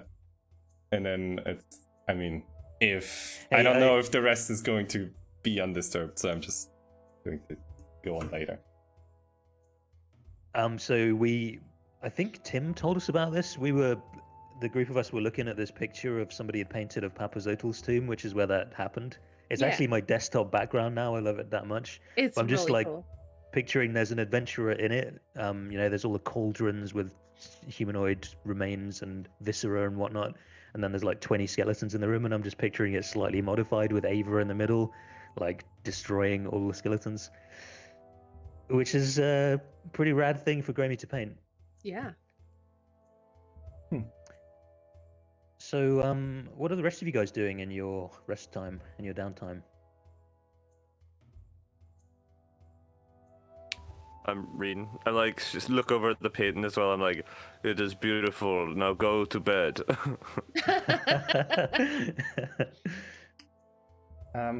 Thank you. Hey, Aldrich, can I like offload a bit of coin onto you? No. How about some paint? No. Brushes? No. He doesn't like to You carry look at stuff. Aldrich. Yeah, you look at Aldrich and he's literally just wearing the robes that he's got and carrying his book, which is attached by a string. And he happens to just have a chair that folds out when he sits down.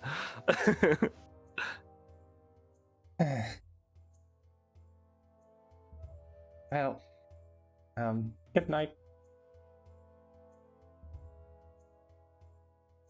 I think Ava literally pitches a tent in here because it looks like there's enough space for a small tent. Yeah. And I think she spends part of her evening in prayer and then she just goes to bed and sleeps like a log because she's so tired. She asks for last watch because we should, and it's still like we need to keep watches. Even with Aldrich, we should still keep a watch. So what's the watch order? I mean, I guess if you I'm allow always me, awake, so if you I allow guess. me to paint and take a watch, then I'll take first. Okay. Grammy first. You said last, Ava? Yeah. So you will wake up to a painting of you. Oh my god. So Ava or Aldrig, you can make a perception check with advantage, or you can both make one separately. Either is good for me. What's your perception, Eldrick? 43. No, it's +2. I have +8. So what would you like to do? You make it with advantage. Okay. Okay. I want you to roll it just so we can see what it could have been. Oops. That, well, still. Yeah. There you go. Yeah. That's alright. We got an 11. Okay.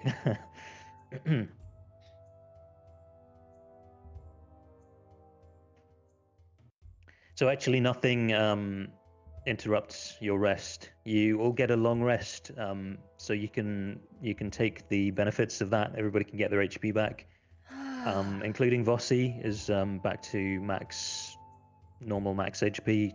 The Tomb Dwarf's life draining effect wears off for Grammy as well. I gotta remember that I have luck points now. Oh yeah. That's new. That's why. Yeah. Alright. Let me double check to make sure I want all these spells. I'm actually going to switch out my spells as well. I'm gonna get rid of sending because I'm not gonna be using it for a while.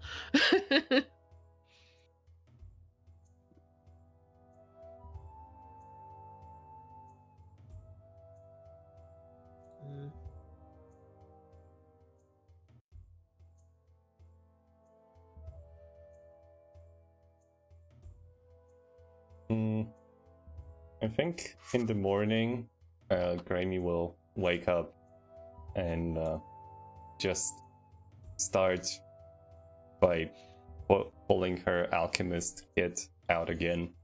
But then she gets the powdered silver and starts experimenting with that to figure out if she can make some holy water, which she is going to try and do as a ritual.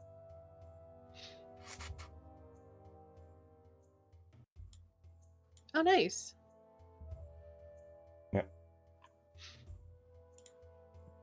All I right. think while you're doing that, I'm gonna be animating Jed at 4th level. We're I was very different looking at all clerics. these corpses in this room, and You're just like, that seems useful. Let's see. So I'm gonna use it to reassert my control over my 2 zombies that I have, and I will animate 3 of the dwarves. Yes. At 4th level, I get 2 extra. So now I'll get some names for these boys. Yeah. I think I will just also come up to Helby and just kind of hold a rope to her. My pack is getting quite full. Could you hold on to this for me? Yeah, of course. Okay, so that's a hempen rope. I have 2 of those now. Yep. And I can actually move. Hey. So could I put together more of these tools?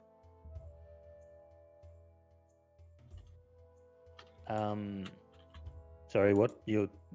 Could I put together more tools out of the stuff that is here? Actually, 2 sets of each.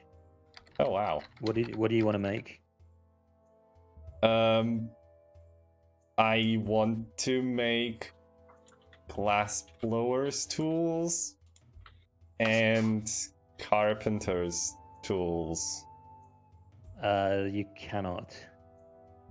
Okay. I put the list of stuff you can in chat earlier. I mean, where is it? Nazard. Set of artisans tools, which artisans tools are those things I said. Oh, Just- pardon me. Okay. Yeah. So if I may, then I will do so and try to offload more stuff on other people, probably. I'm not carrying anything for you. You can give some stuff to my zombies if you want. Okay. I'm naming my 3 new zombies Nazad, Ugor, and Gak. Derek, do I need to add anything to my sheet for this bow? Yes. You I'm not sure the best way to put the text somewhere. I'll just now, copy maybe and just paste it take in the a- bio. Yeah, and just take a +1 longbow. Okay. Ugor. Gak is my new favorite. Gak. It's a great name. It is. Maybe add a new resource if you're going to use the bow, so that you can track how many shots you've got per day, That's a good idea. and the extra damage is just 4d4. So just remember that. Roll your damage like normal, and then just roll 4d4. It's what I would do anyway. Sorry. that's Another cool. thing you could do is click the cogwheel and add, if you don't already have it, show global damage modifier field, which is on the right. You could tick that. Show global damage modifier field is already ticked. Okay, and then go back to core, and then under your global damage modifier, you could name it whatever your bow's name is, charge. I forget what it is. Firebow, whatever. Firebow Yeah. charge. And then Global under damage damage put modifier. 4d6, and then under type put fire. And then you can tick that on or click it or something, like tick it on, and then whenever it hits, you can say, I'm going to use a charge of that. I don't know. Is a thought. It's So a I good thought, think- but I'm just trying to figure out how to do it. I can Yeah. help you with that Please, between yeah, okay. sessions. Right. So zombie boys are done. Cool. Look at my new zombies. Yay. And is the leader dwarf among those zombies? Absolutely. And so I would like to give him the glassblower's tools and the carpenter's tools, just to hold on to.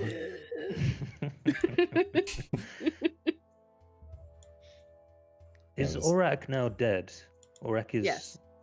He's Orak in the and bottom of a Malash. pit. Okay, I'm gonna archive those 2 boys. The Bugaboo, I think. Wait, hold on. Who else? Malesh is also dead. Yeah, I could get him back though. It is a possibility Malesh could return, but Oric is in the bottom of a spike pit. He gone forever.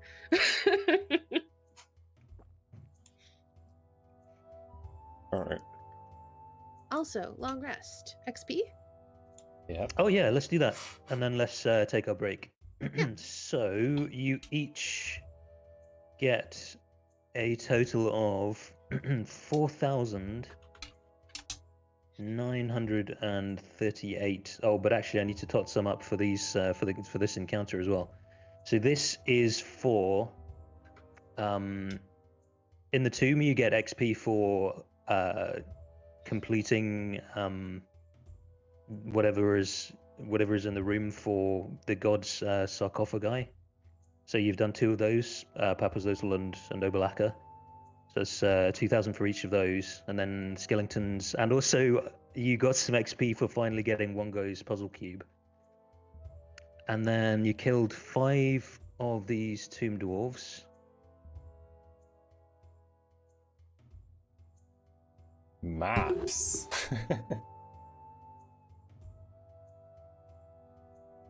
And 1 of these boys.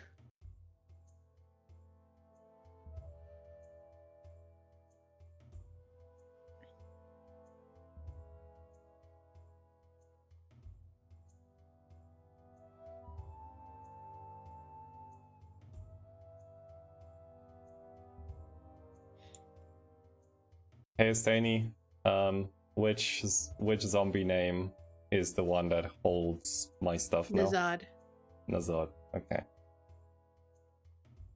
So another 1, 3, 2, 5 each for that encounter as well. Alrighty.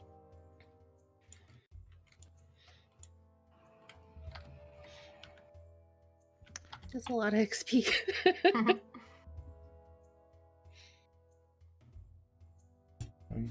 Five. Oh boy. We do that again, I think we level up. Yep. That's a lot. All right. Well, Breaky break. let's take a break here. We'll be back in 5 to 10, really, as usual. And Yep. well, have an awesome break, everyone. And Bye. bye, or see you soon.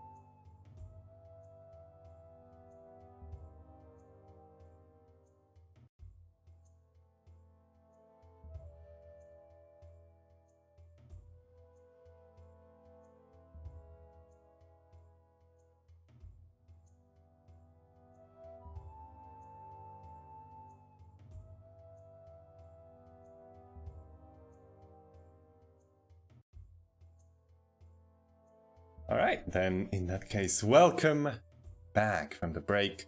We're just talking about Dark Souls, like you do, right?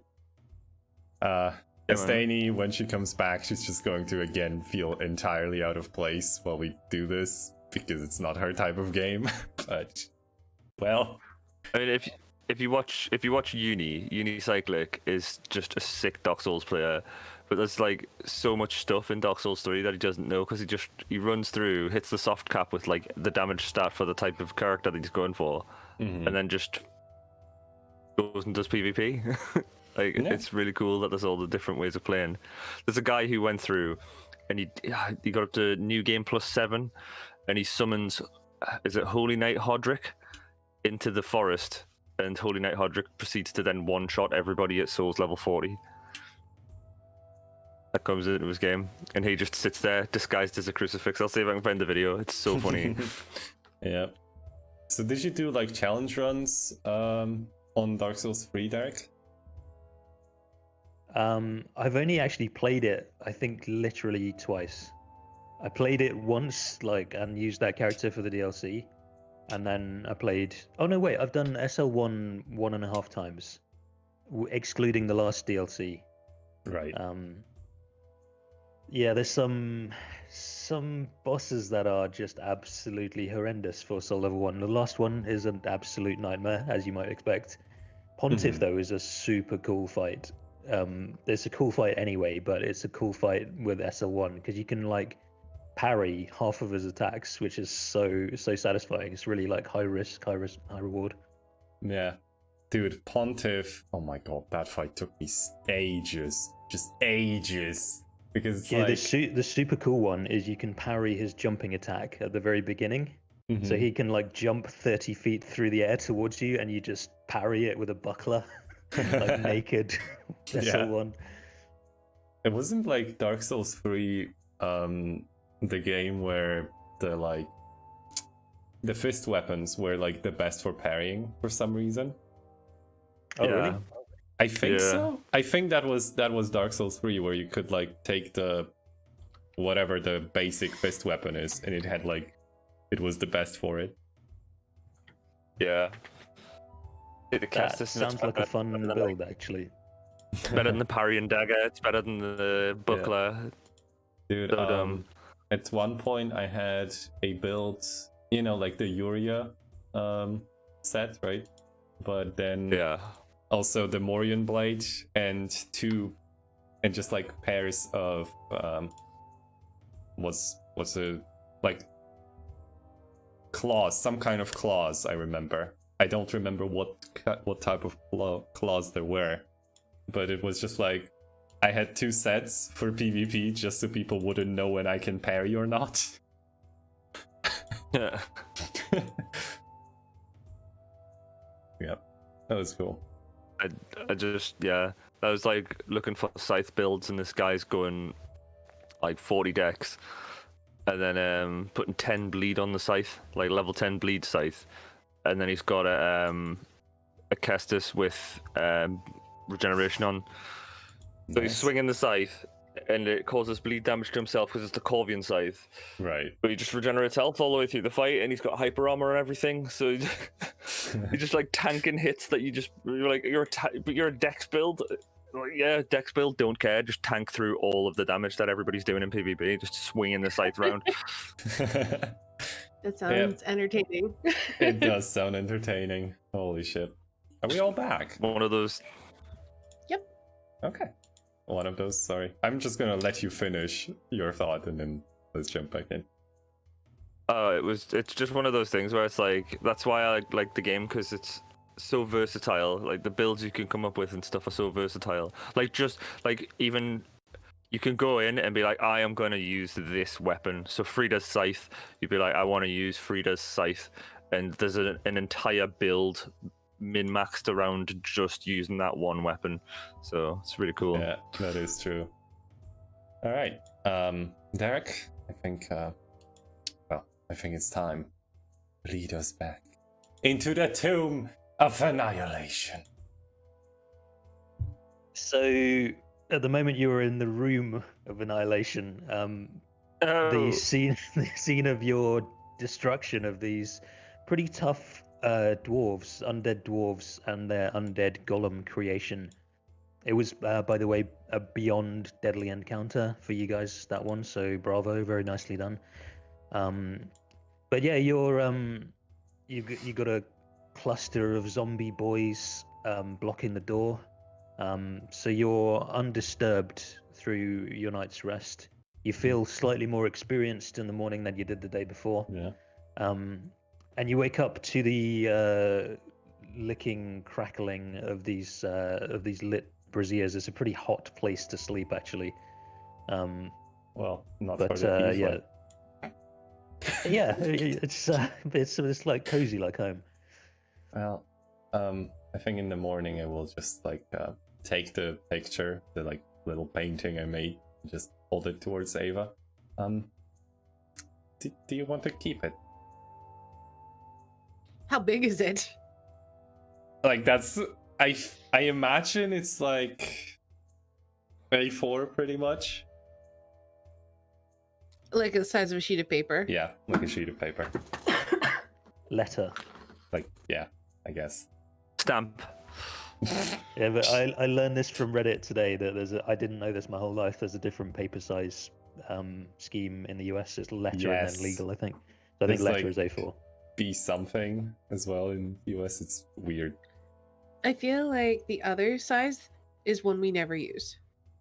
Okay. Because I've heard of A4 paper, and that's about it. So yeah, I think she will take it. I think she'll like carefully roll it up. And hold on. Do I have a scroll? I have a scroll. I think I have like a scroll of Tiny Hut. So I put it in that same scroll case. I just kind of carefully roll it up, and I store it in the same scroll case as with my Tiny Hut scroll to kind of keep it safe. Yeah, I make a mental note for the next crafty project. I will add a painting of Ava smiting skeletons to my sheet. Awesome. I love that there's some in-game fan art now. Yeah, I like it. Ava totally plans on showing that to Yenna when they defeat the tomb, and she makes it out alive and goes to find Yenna. Would She's got she? Do you so- think she would actively show her, or would Ava be the type to like just leave it somewhere that you know she's gonna see it and just be like, "Oh, that! Oh, I didn't mean for you to see that. Oh, I just happened to leave it out." I It's think just an awesome I thing. think she would show her, but she probably wouldn't say this is a cool thing I did. She'd probably frame it as this is an amazing thing Grammy painted. Oh yeah. Oh, that's nice.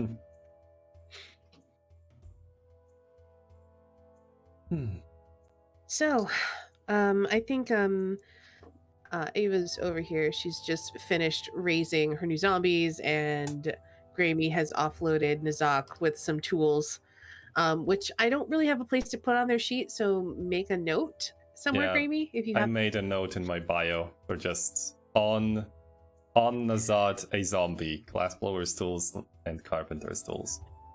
Okay. So I think she's gonna kind of like roll her shoulders and then look to the door to the south. Should we investigate that before heading back? I think that's a good idea. We certainly don't want to be near that, whatever that statue is that draws all metal objects towards it. Do we know of magnets? Are magnets a thing? No. Okay. So it may be the first time you've ever seen this phenomenon. Well, Although I would say, it's one would lodestone actually was a thing that people knew about for a long, long time, but they never called it magnetism. So maybe maybe she would say that because she's familiar with like ship navigation, so she'd probably be familiar with like compasses and that sort of thing. Yeah. Okay. So what you're So, I saying think- is it's a giant compass. And where the needle? Right. So before we go back by that, I would like to explore what is left down here so we don't have to come back. And with that, I think she will say, Grommack, the door.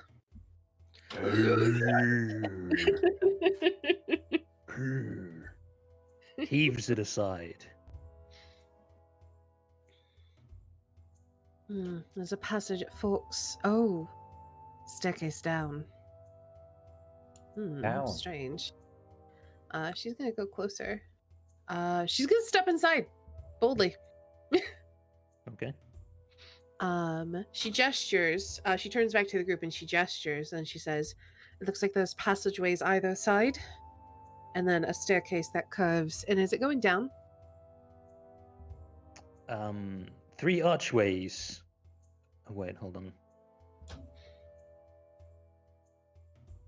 Yeah, just wanted to make sure I wasn't going to read you something horrendously spoilery. 3 archways overlook a circular chamber where a spiral staircase descends into darkness. The staircase walls are lined with unlit torches in iron sconces and set with niches containing mouldering humanoid skulls and bones. And sorry, what was your question? If the stairs went down, but you answered that. Yep. Okay. So this circular room is some sort of stairwell descending deeper into the tomb. I don't know where the other archways lead, so I suppose we'll have to investigate. Suppose so. Ugor, you're new here. Prove yourself. Lead the way. What would it be like a Scottish zombie moan? Perfect. Some rolled R's in there for some reason.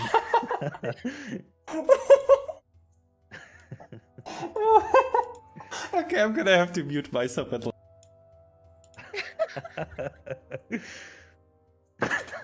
I think he does a lot of like,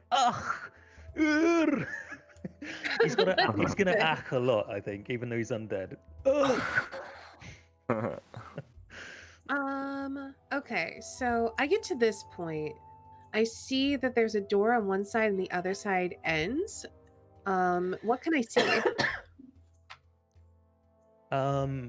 Yeah, just that. They're kind of the usual corridors in this place, hewn directly from the stone of the mountain that you're under, and there's a doorway on this side, and then the passageway just ends on the other side. Do you want to just investigate if there's any more secrets there? Which would you prefer we do first? Investigate the door we know, or see if there's one we don't?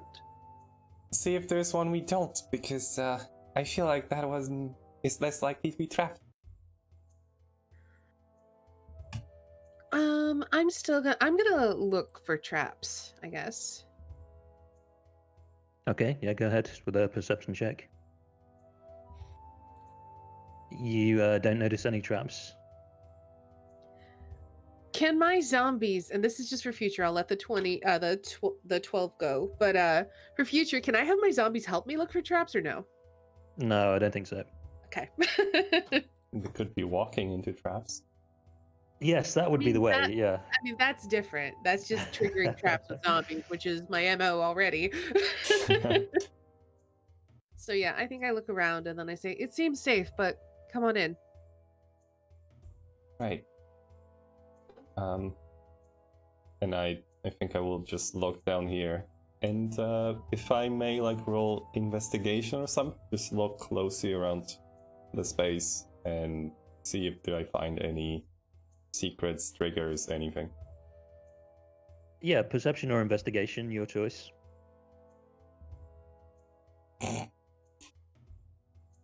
So 15. You don't notice any secrets. I don't see anything.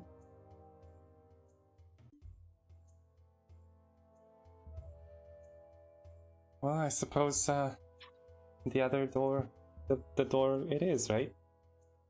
May as well. So, Ugor leads the way. Ava behind him. Gromit, the Bugaboo, and then I can't see any more zombies. Gok. There we go. It's up. It's getting crowded in here.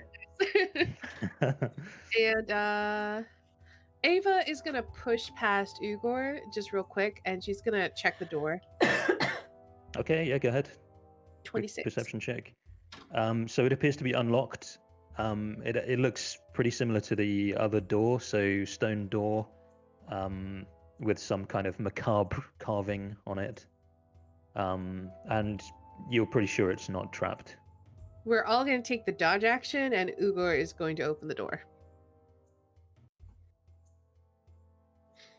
Oh, hello.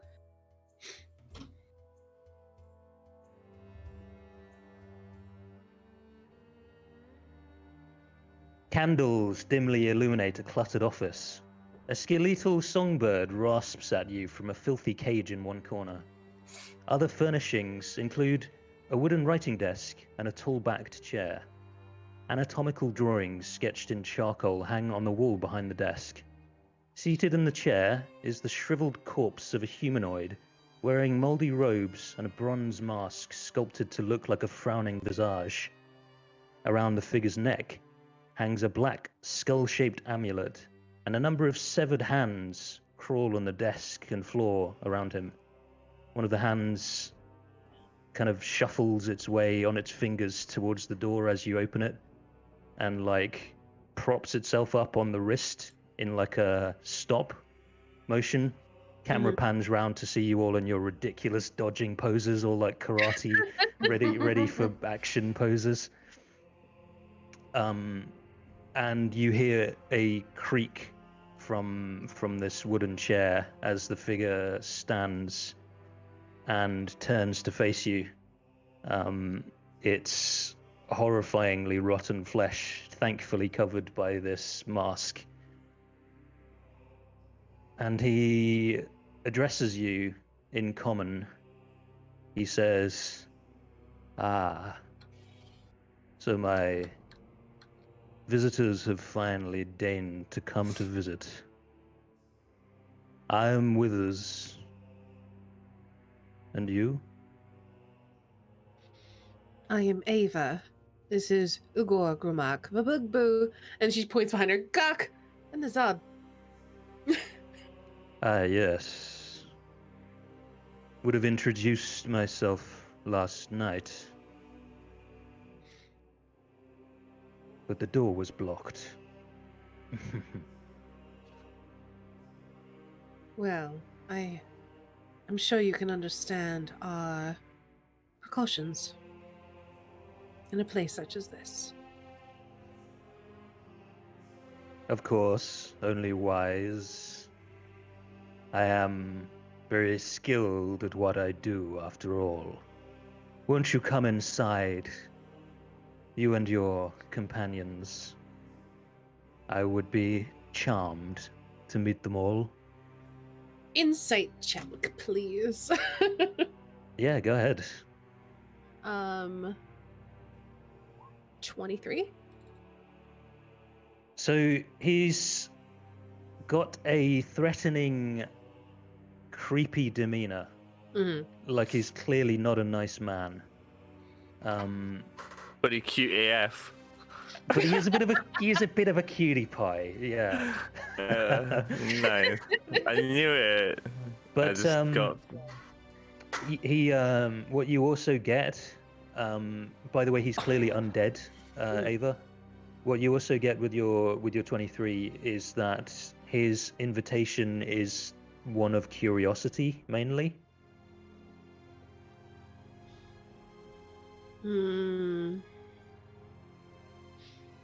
But what is he curious about? That you will need to extract from him through words or magic.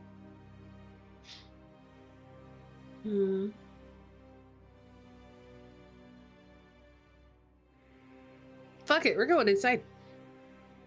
You can talk to Withers. It's probably fine. So yeah, Igor will move here. I'll go here. He will like stiffly walk around the back of the desk to make room for you to come in. I'll put. Gromit. Ugh. Oh, they keep getting stuck. How about the rest of the group that are living? Are we in the corridor or are we coming in? More gonna like go in. leaving. See ya, Ava. Have fun. Have a nice chat. We're going down the stairs. I think Yeah. she's gonna sit in the chair. And then just sitting in the chair, she casually So- sits down, and then her zombies just surround her. One of the hands, one of the dismembered animate hands will like try to block the chair. It will like get up on the chair as you move towards it and like shake its hand in a stop motion. And if you alright then. continue, I'll be respectful. I thought that was like the chair for guests. oh no, he just got up out of this chair. This is the desk that he was Okay. sitting at. But never mind, I won't sit in his chair. I misunderstood the way the room looked. I thought he was sitting on the other side of the desk. Yeah, no, there's just the tokens in the way. I guess there's just the one chair there. So he was facing Okay. away from you and stood up and turned around. Okay, gotcha.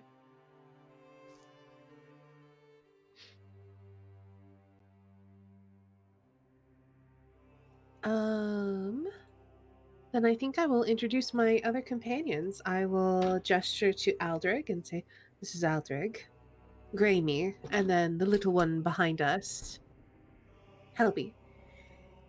I raise my arm in like a frail wave.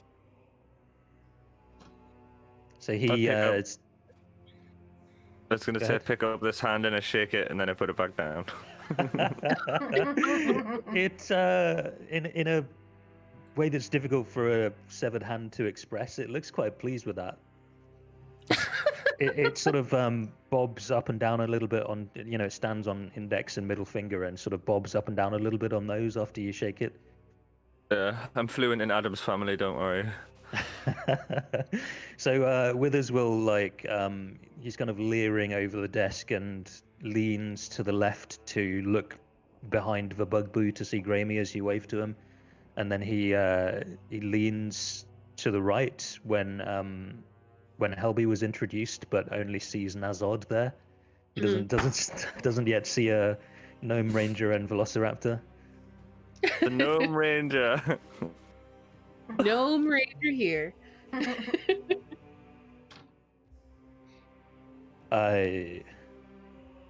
The pleasure is entirely mine. Although some of your friends I believe I have met before. He's like looking around the raised corpses of the dwarfs. They were other names then. Of course, a master has the right to name their slaves. Rather good work.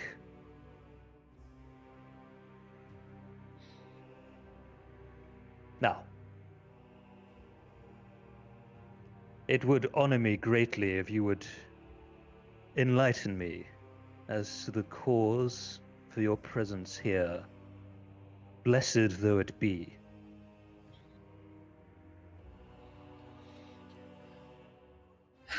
We seek to retrieve an artifact from this tomb, and were invited to do so by the golems outside. Encouraged, even. I say golems, I meant gargoyles. Mm-hmm. Ah, my eyes in Omu. Very good. I do so enjoy seeing how my inventions fare against the bravest the land has to offer. Tell me, if you would, how fares the land itself? How fares Chult?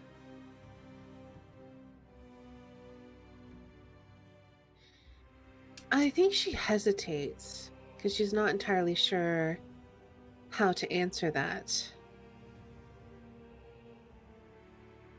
And then I think she says, "It is in turmoil." As it ever was. What kind of turmoil? thrives at the moment.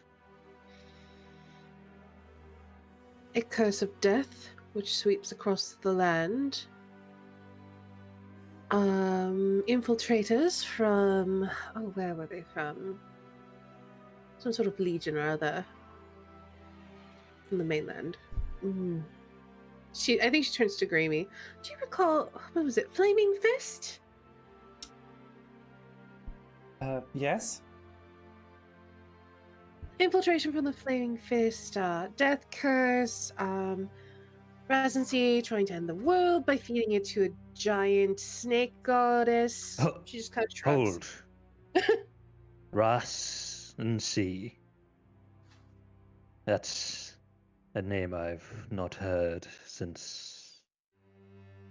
What is he doing? Rotting away and biding his time currently.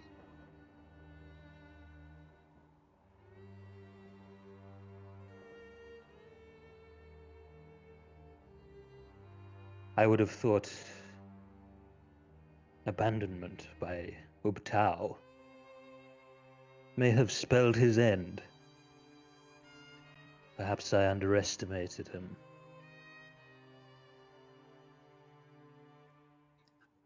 I think Ava just kind of shrugs and says, he's still around.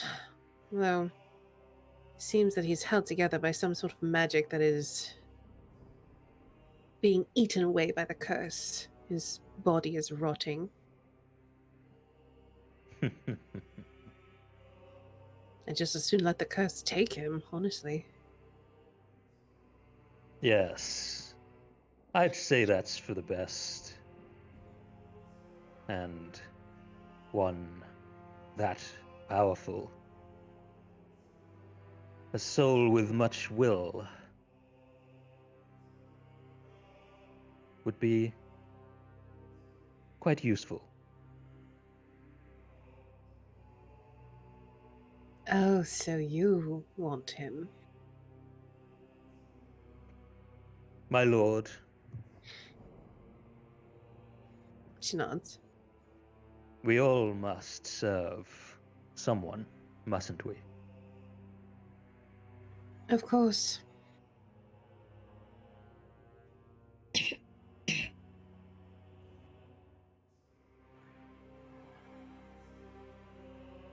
And what of the lands outside, Chult?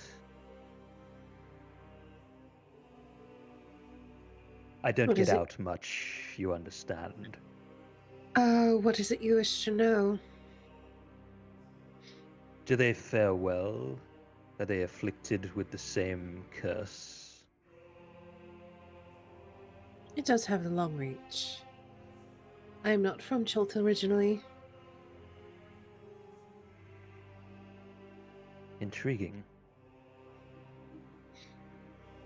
From where do you come, traveler?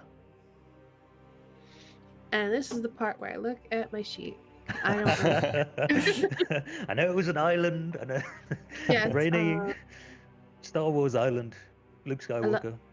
Alundra.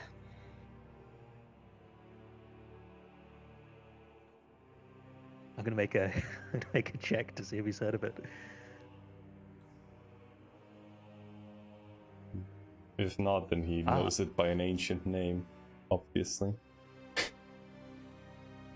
He cocks his head, and you get the impression under his mask that an eyebrow is being raised.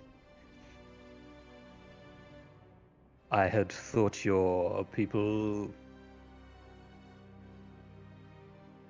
too, how to say this, primitive to take much notice of the affairs of the outside world. This is her turn to like just kind of quirk a brow, like, excuse me? I hope I didn't give offense. As I said, I don't get out much, and I don't get a chance to refresh my library as often as I would like. Only one footnote in an old tome made mention of the place. My apologies. Any interference in the ability of the divine. What's the word I want? I don't want to say affects us all, but something to that effect. Like even if we don't care about the outside world, this is something we're forced to care about. So she says something like that, but much more eloquently. Yeah, totally. Concerns us all. There we go. An enlightened viewpoint. One which I have attempted to learn myself in my time down here. But my countrymen and I could have benefited from in days before. Would you tell me of the fate of my hometown, Omu? And that's where we're at, right? Yes. Like, I think we see her look up and then just kind of look back at him and say, it is long abandoned, except now by... It is the stronghold of Razan Sea. The buildings are in rubble. I'm surprised your gargoyles have not told you so.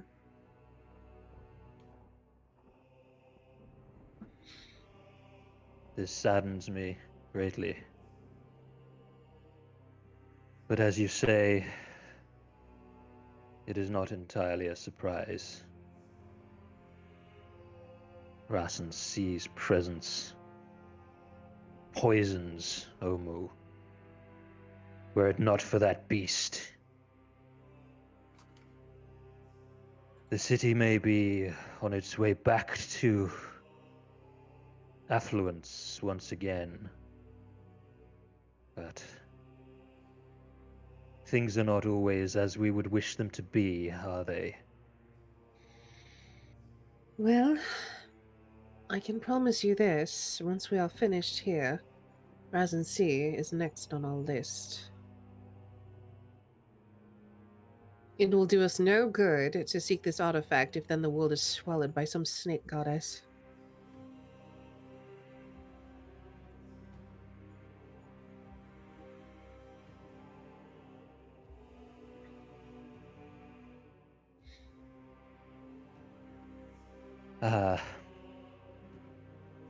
Well, my dear, it's been... And he walks back to... He kind of busies his attention to something on the desk in front of him. I think he just like picks up some small animal carving, like a jade figure, just picks it up and it sort of takes his attention for a moment. And he just sort of stops in the middle of a sentence and holds the thing up and like rotates it and like looks carefully at it and then slowly puts it down. Mm-hmm. And he continues, I suppose you have artifacts to be hunting. Not something I can allow, of course. I've very much enjoyed our talk. My friends here, gestures towards the animate hands, aren't particularly skilled conversationalists. So it will sadden me greatly to see you die. And he turns and begins trying to cast a spell at you. Obviously, there's not going to be a surprise round because he's clearly like you're watching him closely. I mean, but he telegraphed very clearly that he's gonna kill us. So there is no surprise round if you have an evil monologue. Exactly. All right, so let's do some initiative. Yeah, I was hoping that we could talk the way out of this, but it's okay. We'll just murder him. Also, That's I how now it's meant want to to be. see like those severed hands using sign language.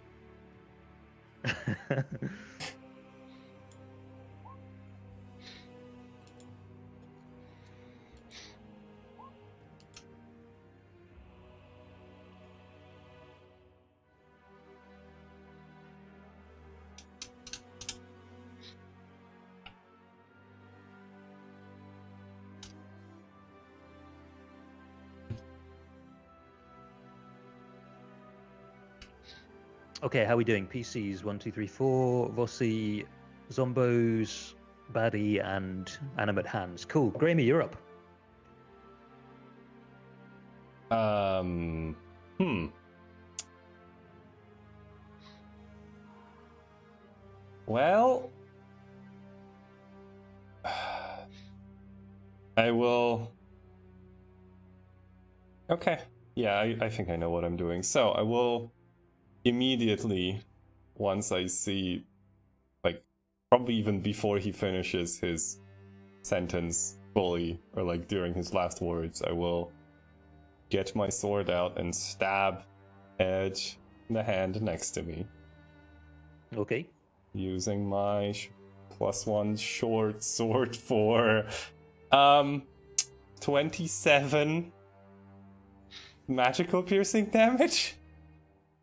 Okay, that is, you will not be surprised to hear, sufficient to kill the animate hand, the crawling claw. Holy shit. That's a good roll. That's a good roll. That's a beauty. Okay, and kind of in the same, while I do this, my left hand goes to my belt of potions, and I will. Well, wait, hold on. Is it an action? I think it's an action. I can't do that. I can't chuck holy water because it would be considered an attack. Yeah. Okay. Well, in that case,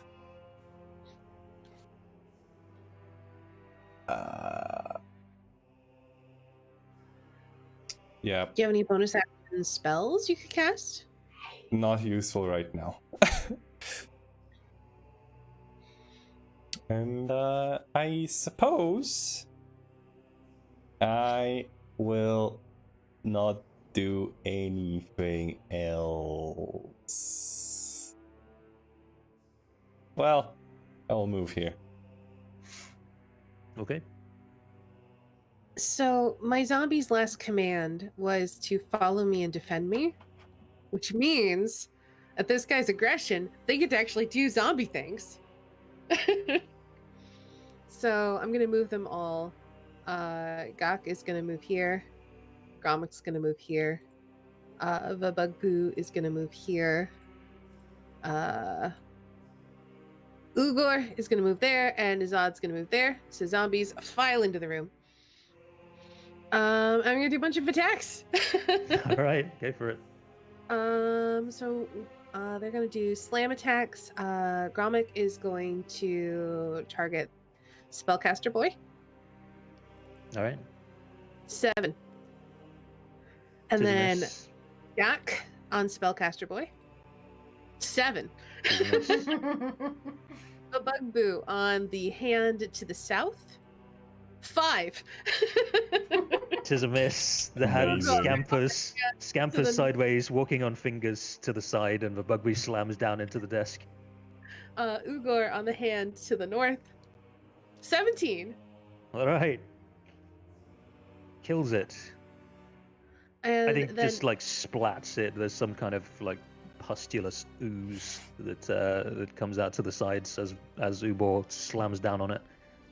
And I think Nazad is going to do the one that's south of Aldrich. Where is Just so- Nazad? Oh, he's under my GM layer Yeah. thing. North of me. Boop. Just move something on the GM layer so I can see him. Okay. He's going to attack. Sorry, the one north to Aldrich, or South of Aldrich, so that South of Helby can Aldrich. get in there if she wants Okay. to. cool. If I hit. Hits and kills. Oh man, you really overkilled that thing, Grady. Yeah. Yes. Do they have like 1 HP or do they have more? They have 2 HP, so you overkilled it by 25. Holy shit. Ah. That Okay. is it for my- So the remaining hands, one gets up on your shoulder, Eldrig, and starts just hassling you. Starts like wriggling around you, like trying to tickle you, trying to like slap you on the cheek, just trying to distract you as much as possible. The one next to Grammy does the same. And I think they're all going to do that actually. So 2 are going to do that on zombies that are in front of them. Okay, I'll put They're- a little on them so I know that they're distracted. Oh, I put a little blue dot on them. Sure, that'll work. They're taking the help action. I'm gonna put Withers first in the tie there. Okay. So Withers is gonna use some nasties. Let's go. He's gonna cast lightning bolt. I think in the line straight ahead of him. Are you Ooh. actually doing that? Yeah.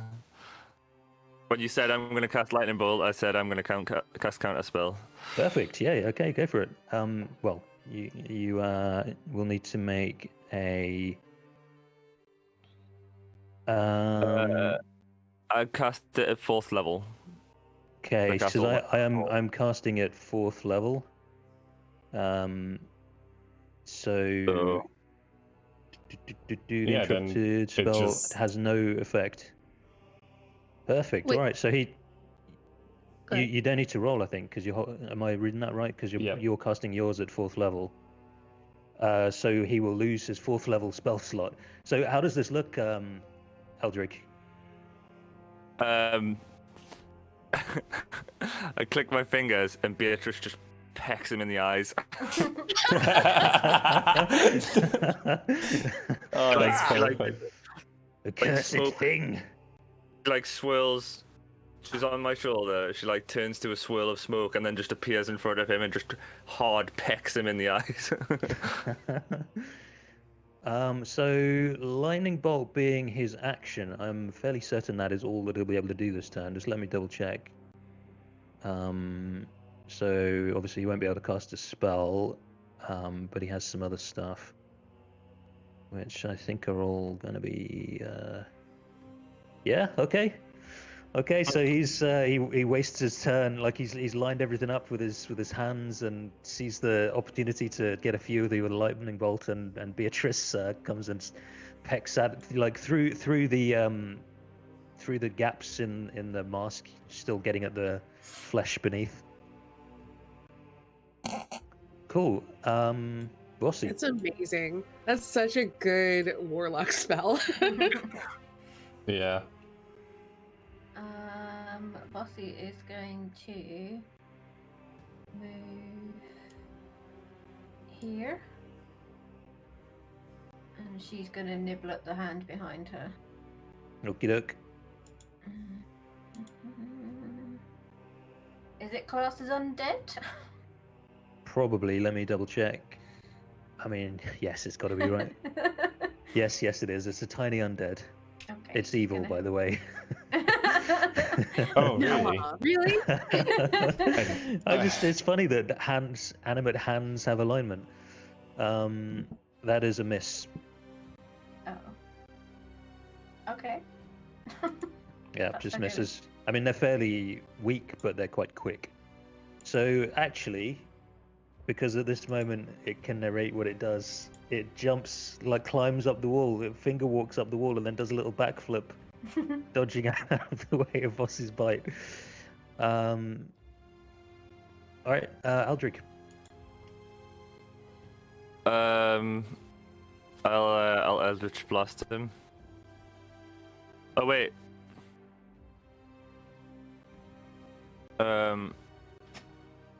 Yeah, I'll just Eldritch Blast him. Unless, is this hand going to distract me from doing things? No, it was trying to give Withers advantage if he attacked you. Oh, okay. I'll just Eldritch Blast Withers. All right, Choo! that is a hit. Choo! Okay. And another one. 14 a hit? Never find the sheets I'm looking for. Also a hit, yep. So it takes 20 force damage in total. Okay. Hits him square on. Seems to damage him pretty badly. And that's my turn. All right, Helby. Helby's gonna move to here. I'm assuming if I fire an arrow at him, he's because What's that? Sorry. has he got some cover because of the zombies that are in front of me, or can I see him clearly? No, I think it kind of looks that way because of the tokens, but the orientation of the room, as I'm picturing it, you can easily kind of lean to the side and get a good shot. Well, with my shiny new bow, Very shiny. I'm going to. So I just do a normal longbow attack. Yeah, I don't. With a +1, if you have you can drag a longbow +1, or just do a normal one, and I'll set you up with the proper magic one before Yeah, next time. sorry, I didn't. I can manage the maths of +1. I think. Are you sure? I know I can. I think I can. I think can't, so I'm relying on you.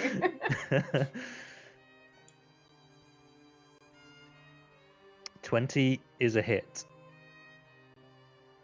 So you will do 11 from the arrow itself. Okay. And then I've got my bonus to damage rolls because he's undead. Yeah. I think that is built in there. Yeah, Is that's that built the into that's the the thing 4 already? there. Oh, okay. Yeah, that's cool. the 4.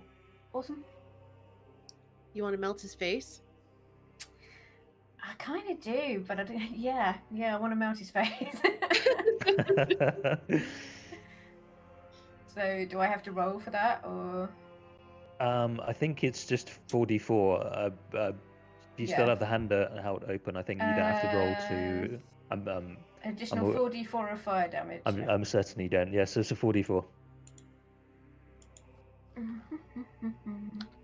Melt that face. Would that double all those dice rolled on a crit? It would. Oh my god, that's disgusting. Imagine that on a rogue. Any crit. Yeah, that would be pretty good. So we see Jelly. We see Jelly in the room. Spiritual Jelly instructing Helby what to do. Helby draws the slightly warm bow. As you take a mundane arrow out of your arrow bag, whatever those damn things are called. Quiver. Quiver. Yeah. Thank you. I was thinking Fletch was throwing itself at me, and I knew that wasn't right. You pull a mundane arrow out of your quiver, and as you notch it, the arrowhead begins to glow with this heat.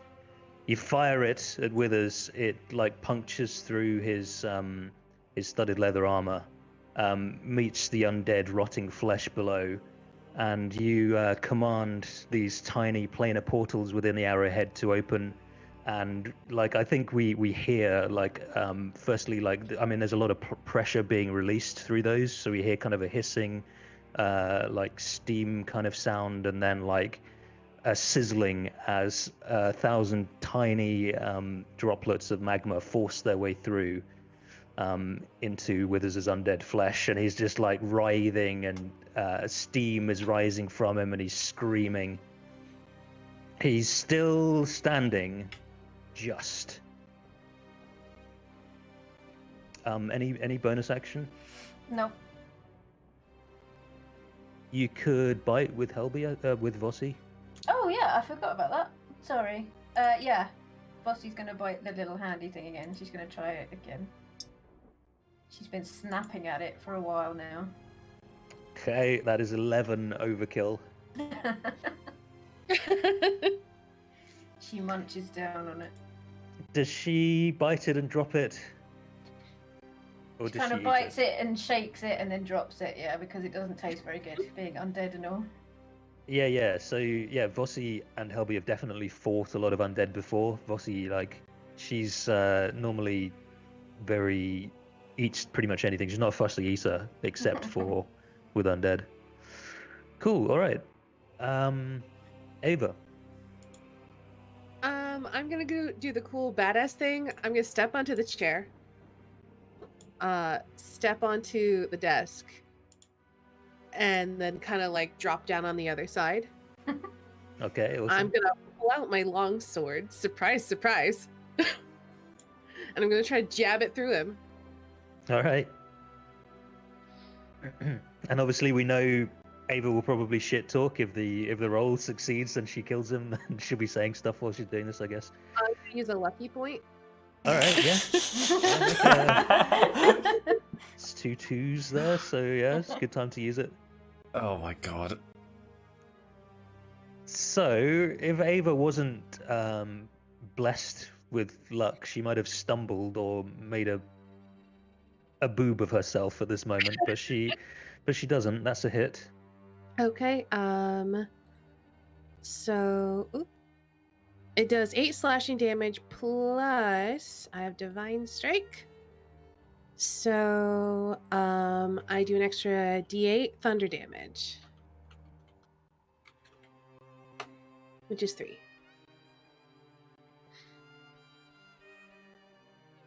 Is he still How does alive? this look? Yeah. So I think it's like she's pulling out her sword as she's hopping off the desk. And then she just like slams it through his neck and says, "Well, we're gonna have to kill you," and just cleaves off his head. And the Alright. blast from the thunder just like sends his body crashing back into his shelves.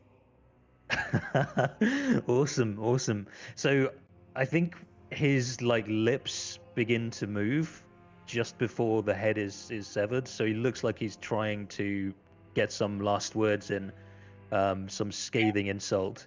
And the blood, the oxygen is cut off before he can get it out. And I think we like see a moment of like his head kind of rolls and like lands next to this hand that starts trying to push it back to the body, like it can put it back on or something. And his lips like spends a moment like still trying to move to say something before the undead animation leaves him. Yeah, I think I'm good with that. That's my turn.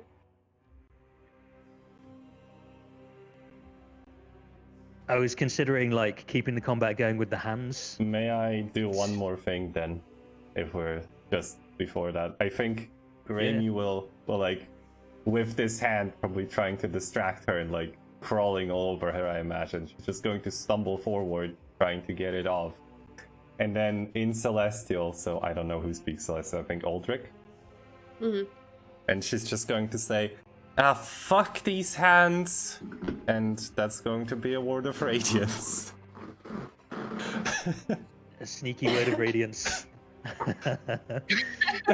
Okay. And then just they burn up in like radiant fire. And then she puts a hand on her face and just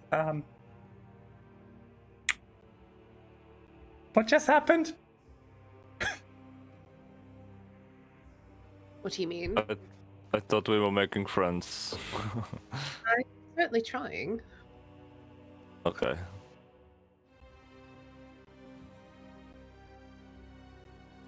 Maybe he has written something down. Oh, we should start look through this place. You're quite right, Aldrich. He appears to be a diligent scribe. So on the desk, there's an open tome, which appears to be his journal. Would you care to read it? Day one of the tomb. I am so great and smart. Look at me. Ha ha ha. I got into the tomb and nobody else did. Big smelly poo-poo heads. There you go. That's what this. What am I looking for? Is there a handout? There will be in a moment, yeah. So essentially you can kind of spend a few moments flicking through it. And some of it is kind of tracking the history of Omu from the time that he lived there, which was a kind of time in between Ubtao and the prosperous years of Omu as a major city-state in Chult, and then the departure of Ubtao, which people tracked or what's the word, ascribed to the greed of Omu. Essentially, they became too successful for their own good and started demanding lavish tributes from the rest of Chult. Kubtao, being disgusted with this behavior, abandoned them.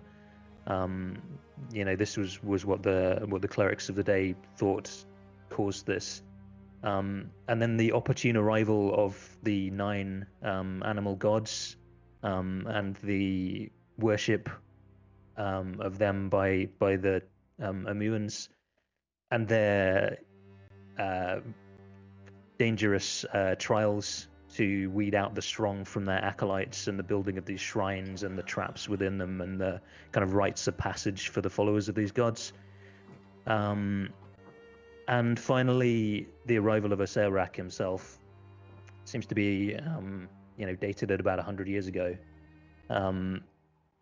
And he writes with a sort of afraid admiration of how Oserak, one by one, slew all of the 9 gods and entombed them here, and enslaved the Omuans to build this tomb for him. So that's kind of the information that you get from the most of the journal, but then you also kind of notice one journal entry towards the end which stands out, for which there's a handout that I'll show you. Hey. Do you want to read it, or do you want me to try and read it in Withers' voice? You should read it in Withers' voice. It sounds better. The master returns with a marvelous gift, a cast-off creation of the gods, dead and yet not. The all-seeing is blind to its existence, and the mother of illusions looks past it. Sweet irony. The master hopes to raise the creature to power by glutting it on souls. The master has brought the Sown sisters here to nurse it and to help build the device needed to feed it. As for me, I am only saddened that my studies shall one day come to an end. I owe the master much for the time he has given me. I can only work harder in the little time that remains for this world. I think Aldrig finishes reading and Ava just like clucks her tongue. Why are all these people just trying to end the world? So frustrating.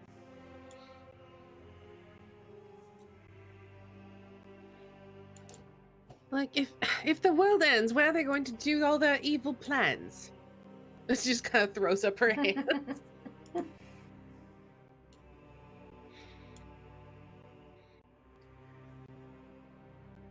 Maybe they know something we don't. Well, I know one god wants to eat it. Do She you just kind think of the shrugs world like, would be a tasty thing? perhaps to a god. I don't really know. And she like starts going through the desks and stuff. What if it tastes like strawberries? Oh, why don't you stop eating it and let us know? And she kind of rolls her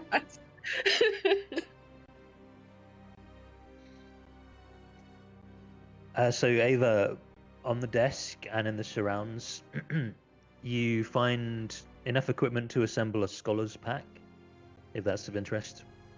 You find a tome which... Of Annihilation. I'm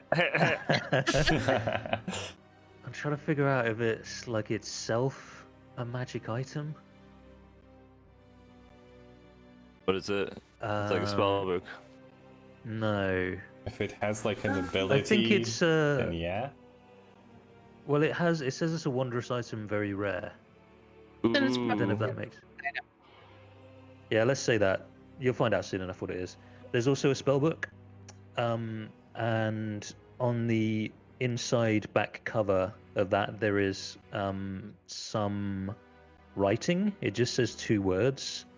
which I will Okay. put in chat. Just as that. I thought you were gonna say you smell. looks like You suck. Like a name. And you find in a drawer in the desk a translucent fist-sized grey stone. Mm. We What should take now some be time a- and what- Sorry. examine these. What were you saying, Grammy? No, it's just would now be a good time to tell you to do the magic discovery thing?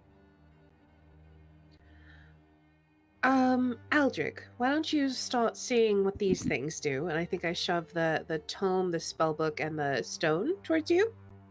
Yeah. And then while you're casting your ritual, I'll cast my detect magic ritual.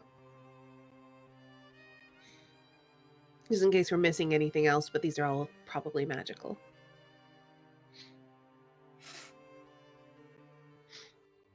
Helby wants to go and Can you search. cast Identify as a ritual? Yeah. Yeah. How do you figure that out? I was looking for somewhere that it would say can be cast like ritual in the Got an- thing. Got a little R next to it as in a square on my spell sheet. Oh, okay. Okay, Now, cool. if you click on identify in the actual like if you search for it, I see. So you can't see it in the text itself. It's in. it'll say like first level divination. Oh, yeah. parentheses, ritual. So it just doesn't output it in that. I was looking in the chat and I didn't see it there, but having pulled it up, I see it. Yeah. Okay. So Aldrich, I will send you. This is Withers' spellbook, so I'll send you the list of what he has. Whee! The other tome is a manual of golems. Of course it is. Cool. And did you say you were casting detect magic? I am, yes. So the gem radiates enchantment magic, and Identify reveals that it is a control gem for a slard. Oh my Oh. god. Ooh. For what now? For essentially a frog fiend? You're about to find out in the next room.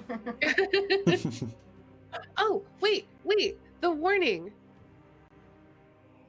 Only a jewel can tame the frog. Oh. Oh boy. Nice. Astania, I'm so glad we have with you. That we have was you gonna with us. say. There we go. It's also super rewarding as a DM to like give you these hints and have you figure it out. That's really I cool. love puzzles, and so this Yeah. tomb is so my jam. Actually, take inspiration for that. Cool. Yeah, I think when we look at that and Aldrich identifies it, Ava remembers, and she's like, "Only a jewel can tame the frog," and like makes significant PCI contact with everybody. Remember the puzzle? Remember? I think like while the two are casting rituals, I'd be like just talking to Helby and just like, you know, when we get out of here, I want to shoot that bow.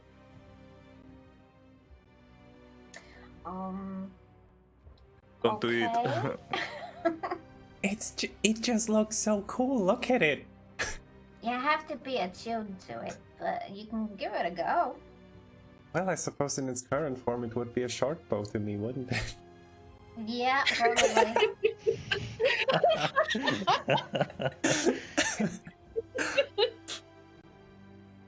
And that goes on for a little bit. I love that Helby takes that in good humor. She's not like angry about short jokes being made or whatever. Just Nah, kind of she's laughs. used to it. I mean, it's better than horny jokes about tieflings. So what was the tome that we learned of?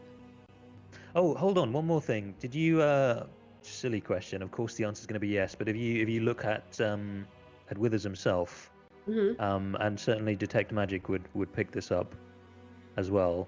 I know he's wearing that necklace. Yes. Tis a magic item. I remember the Tis remains. a amulet of dog summoning.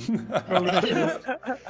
I remember the remains of his ravaged neck, and I said it before Aldrich so that he may also identify that. Okay, so hold on. Let me pull up. I can figure out the spell that this is most similar to. It's not too tricky, that one.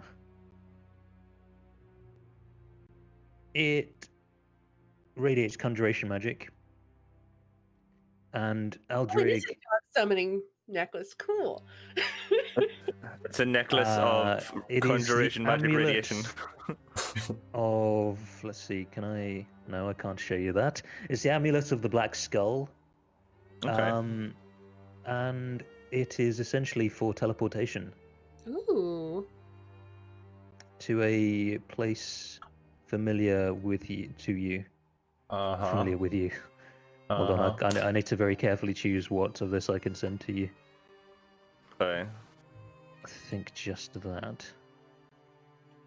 Hmm.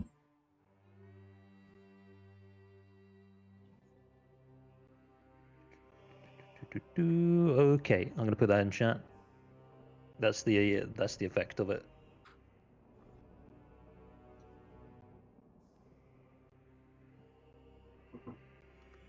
Amulet of the Black Skull. Interesting. That's He would have so tried to use it if you hadn't smote him quite so quickly. I use it, see you, boys. Ciao, ciao, bye, bye, bye. Bye. But it has to be very familiar, you said? I think just familiar. Okay. It says there, in other words, a place you've seen or visited. Okay. Hmm. And then what was the tome? Of golems. That was the Manual of Golems. Oh, what does that do though? Or- So, tome contains information and incantations necessary to make a particular type of golem. Oh, let me double check. I believe it's a flesh golem. What kind Nice. of golem did we fight before? Special one, clay Okay. golem. Clay golem is the manual. So you must be a spellcaster with at least 2 5th level spell slots. That's lame. Bane. And it would take 30 days and 65,000 GP to make a clay golem. Nice. That's a lot of money and stuff. But you know what? Let's at least take the book. So, Just I like, mean, it's certainly very, here you very go, valuable. Aldrich. Yeah, I feel like Aldrich should have the books because Aldrich. He's gonna have a new hobby when you get out of here. Do you want the Black Skull amulet? Because I feel like that would very much suit your aesthetic. Yes. Oh my god. Let me make a handout for you that says what it does and all that. That's the easiest way. Yeah. And then the stone was the control stone. Who wants to hold Control on? gem of slot. Or should I just hold on to that? Hmm. I mean, I tend to be late to the party, so I kind of want it, but up to you guys. no, take it. Y- I was also like going to say like that amulet, its effect would be useful for me, but I think, I mean, it does fit Aldrich's aesthetics. I'm tempted just give it up entirely to him. You know I'm gonna turn into a black cloud of smoke and teleport places. It's gonna be cool. Exactly. Magic items yet. So let's spread. I know it would be maybe more useful for you, but let's spread out the magic items. Exactly. And also, Black Skull on Aldrich, yes. A teleportation spell that doesn't use up a spell slot for me is great. Mm-hmm. Absolutely.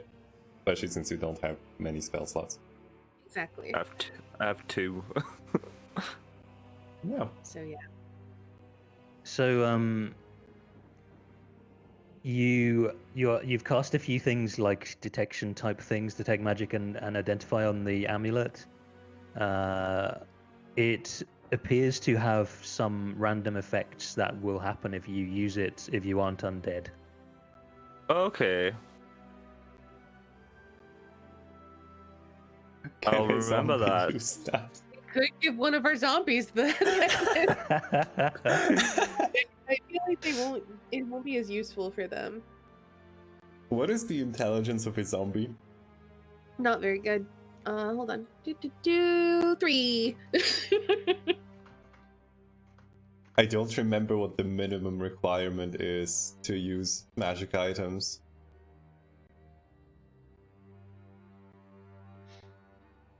Either way, I don't think a zombie should have it. Is there no way our identify spell can tell what those random effects are? No, just gotta It's use not it and a find it's out. not a curse. It'll be a Let me dice just pull up- chart Pull up identify. that Dirk gets to There's roll a on. there is a special dice chart for it. Yeah. Okay. Do-do-do-do. Okay. I was just reading identifying. Yeah, it doesn't say that you learn everything about it. So Yeah, there so I think you learn that it has additional effects that could be negative if you aren't undead.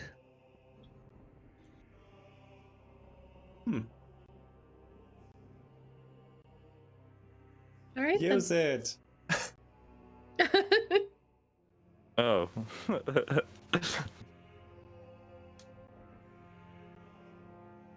I feel like that's such an Aldrich thing to do as well. It's like, oh, there's Yeah, random effects. use it. Let's No. try it. Yeah. I'll try it. I'll try it when I feel the need to use it. I think Yeah. there'll be a point. Yep. Oh, my heart is suddenly not inside my chest anymore. Bleh. This feels like a good place to call it, TBH. It does, doesn't it? Yeah, let's do that. Alright. Well, thank you everyone for watching. And thank you, Derek, as always, for running. Thank you everyone for playing. I always enjoy those. Slayer, Super thank you so fun. much for that follow. Alright, it is time to ask the questions. Where can we find you lot? Derek. It is time for the questioning and the answering to begin. Yes. I will ask the questions and you shall say the answers. So from you shall there be. Yes, thank you very much, dudes, for playing, and thank you, Snow, for hosting. I was worried about TPK at the beginning, and I was very happy that we got to do the Withers stuff. So yeah, I stream as well. I do video games. I'm doing a game called The Somnium Files at the moment. It's like an anime, multiple endings, time traveling, terrible humor detective game, essentially. We did one ending, so I guess I'm maybe 2/3 of the way through, something like that. But obviously, it's got multiple endings, so I need to 100% it and get all of them. Yeah, the famous game finisher needs to finish it. That's right. Yeah, so going to be doing that on Sunday afternoon. Awesome. Anyway, Phil, I'm gonna ask you the same question. Where can we find your stuff? On Bandcamp and on Instagram and on Twitch. And I posted a bunch of unfinished stuff and demos from a while ago, recently on Bandcamp, and I paint Warhammer models. I put the pictures of them on Instagram. I've got a big one in the works, but he's quite intricately detailed, so it's going to take me a while. Are we That's why I talking haven't about, really. Montarian or whatever his name is? Yeah, he's like a foot tall. It's sick. Oh wow. Yeah, it's just this big, heavily armored demon with huge, big moth wings that looks sick. But I just need to make sure I get him right because it cost me a lot of money. And yeah, I've been streaming a bit more. I streamed some Rocksmith during the week, and did some just chatting afterwards because I was so tired from trying to learn the songs that I just couldn't mentally function. So, and then I've been sleeping a lot as well. So there you go. Go and follow me on everything. How do I follow you on the sleeping? What social media is that? Sleephub.com. It's Twitch sleep stream. Sleep hub. Please Phil at twitch.tv. Yeah. That has to be a thing. Like, that has to be a thing. Probably Sleepy. I'm sure Sleepy Phil exists. Hashtag one sleepy boy. Jelly, do you have stuff you want to, shout out? Or is it just another time for a Jelly appreciation? Just all the appreciation, please. All I'll right. take all the appreciation you can give. Jelly, I appreciate you. Thank you. That was way more creepy than I thought it would be. I need a cold shower after that one. But Jelly, thank you for playing with us. Woo! Jelly appreciation. Thank you, as always. It is awesome to play with you. I'm so happy you joined our group. Oh, me too. Very much so. Finally, Stainy, you know what to do. Hi, I'm Stainy. I'm gonna be streaming in about half hour on my Twitch channel. We're gonna be playing One Shot, which I'm excited to play finally. I've been avoiding spoilers for it for like ever, and we're finally gonna play it. We got one shot. Let's save the world? Question mark. Not miss your chance to blow. Well, This opportunity comes. what is it? Not once gonna. a What is it? I can't think of it. What's the thing from Hamilton? I don't know. I'm not gonna miss my shot. Oh, there we go. Yeah. Well, so that's happening in half an hour. Appreciation. It actually, I do appreciate like every one of you playing with us. Honestly, it is awesome to have this group and to meet up every week. There we go. I'm not throwing away my shot. That's what it is. I Googled Thrown it. away my shot. Oh yeah, I remember now. All right. Well, if you are here for D&D, then that's happening each and every Friday. And if you are here for, well, I don't know, for more of my voice, I suppose, then do check the schedule. I currently pretty much just paint minis and do D&D stuff. That's all I do on this channel now, somehow. But we will be going back to Dark Souls at some point. Soul 1, it's fun. I was just totally burnt out. Anyway, I think there is someone I want to rate today. Just, well, not only because they are an awesome person, but also because they're playing Crusader Kings 3. I love Crusader Kings 3 at the moment. Let's rate Saint Guard. Yeah. And like, that is totally his game. Like, honestly, it is. So, if you would like to, let him know that you are part of this raid. Do copy the message you just put in chat, or create a version of it for yourself. And, well, let's say hi to Saint Guard. And, well, thank you, everyone. Bye! Thanks for watching. Bye, bye, bye, bye. Bye, bye, bye, bye, bye.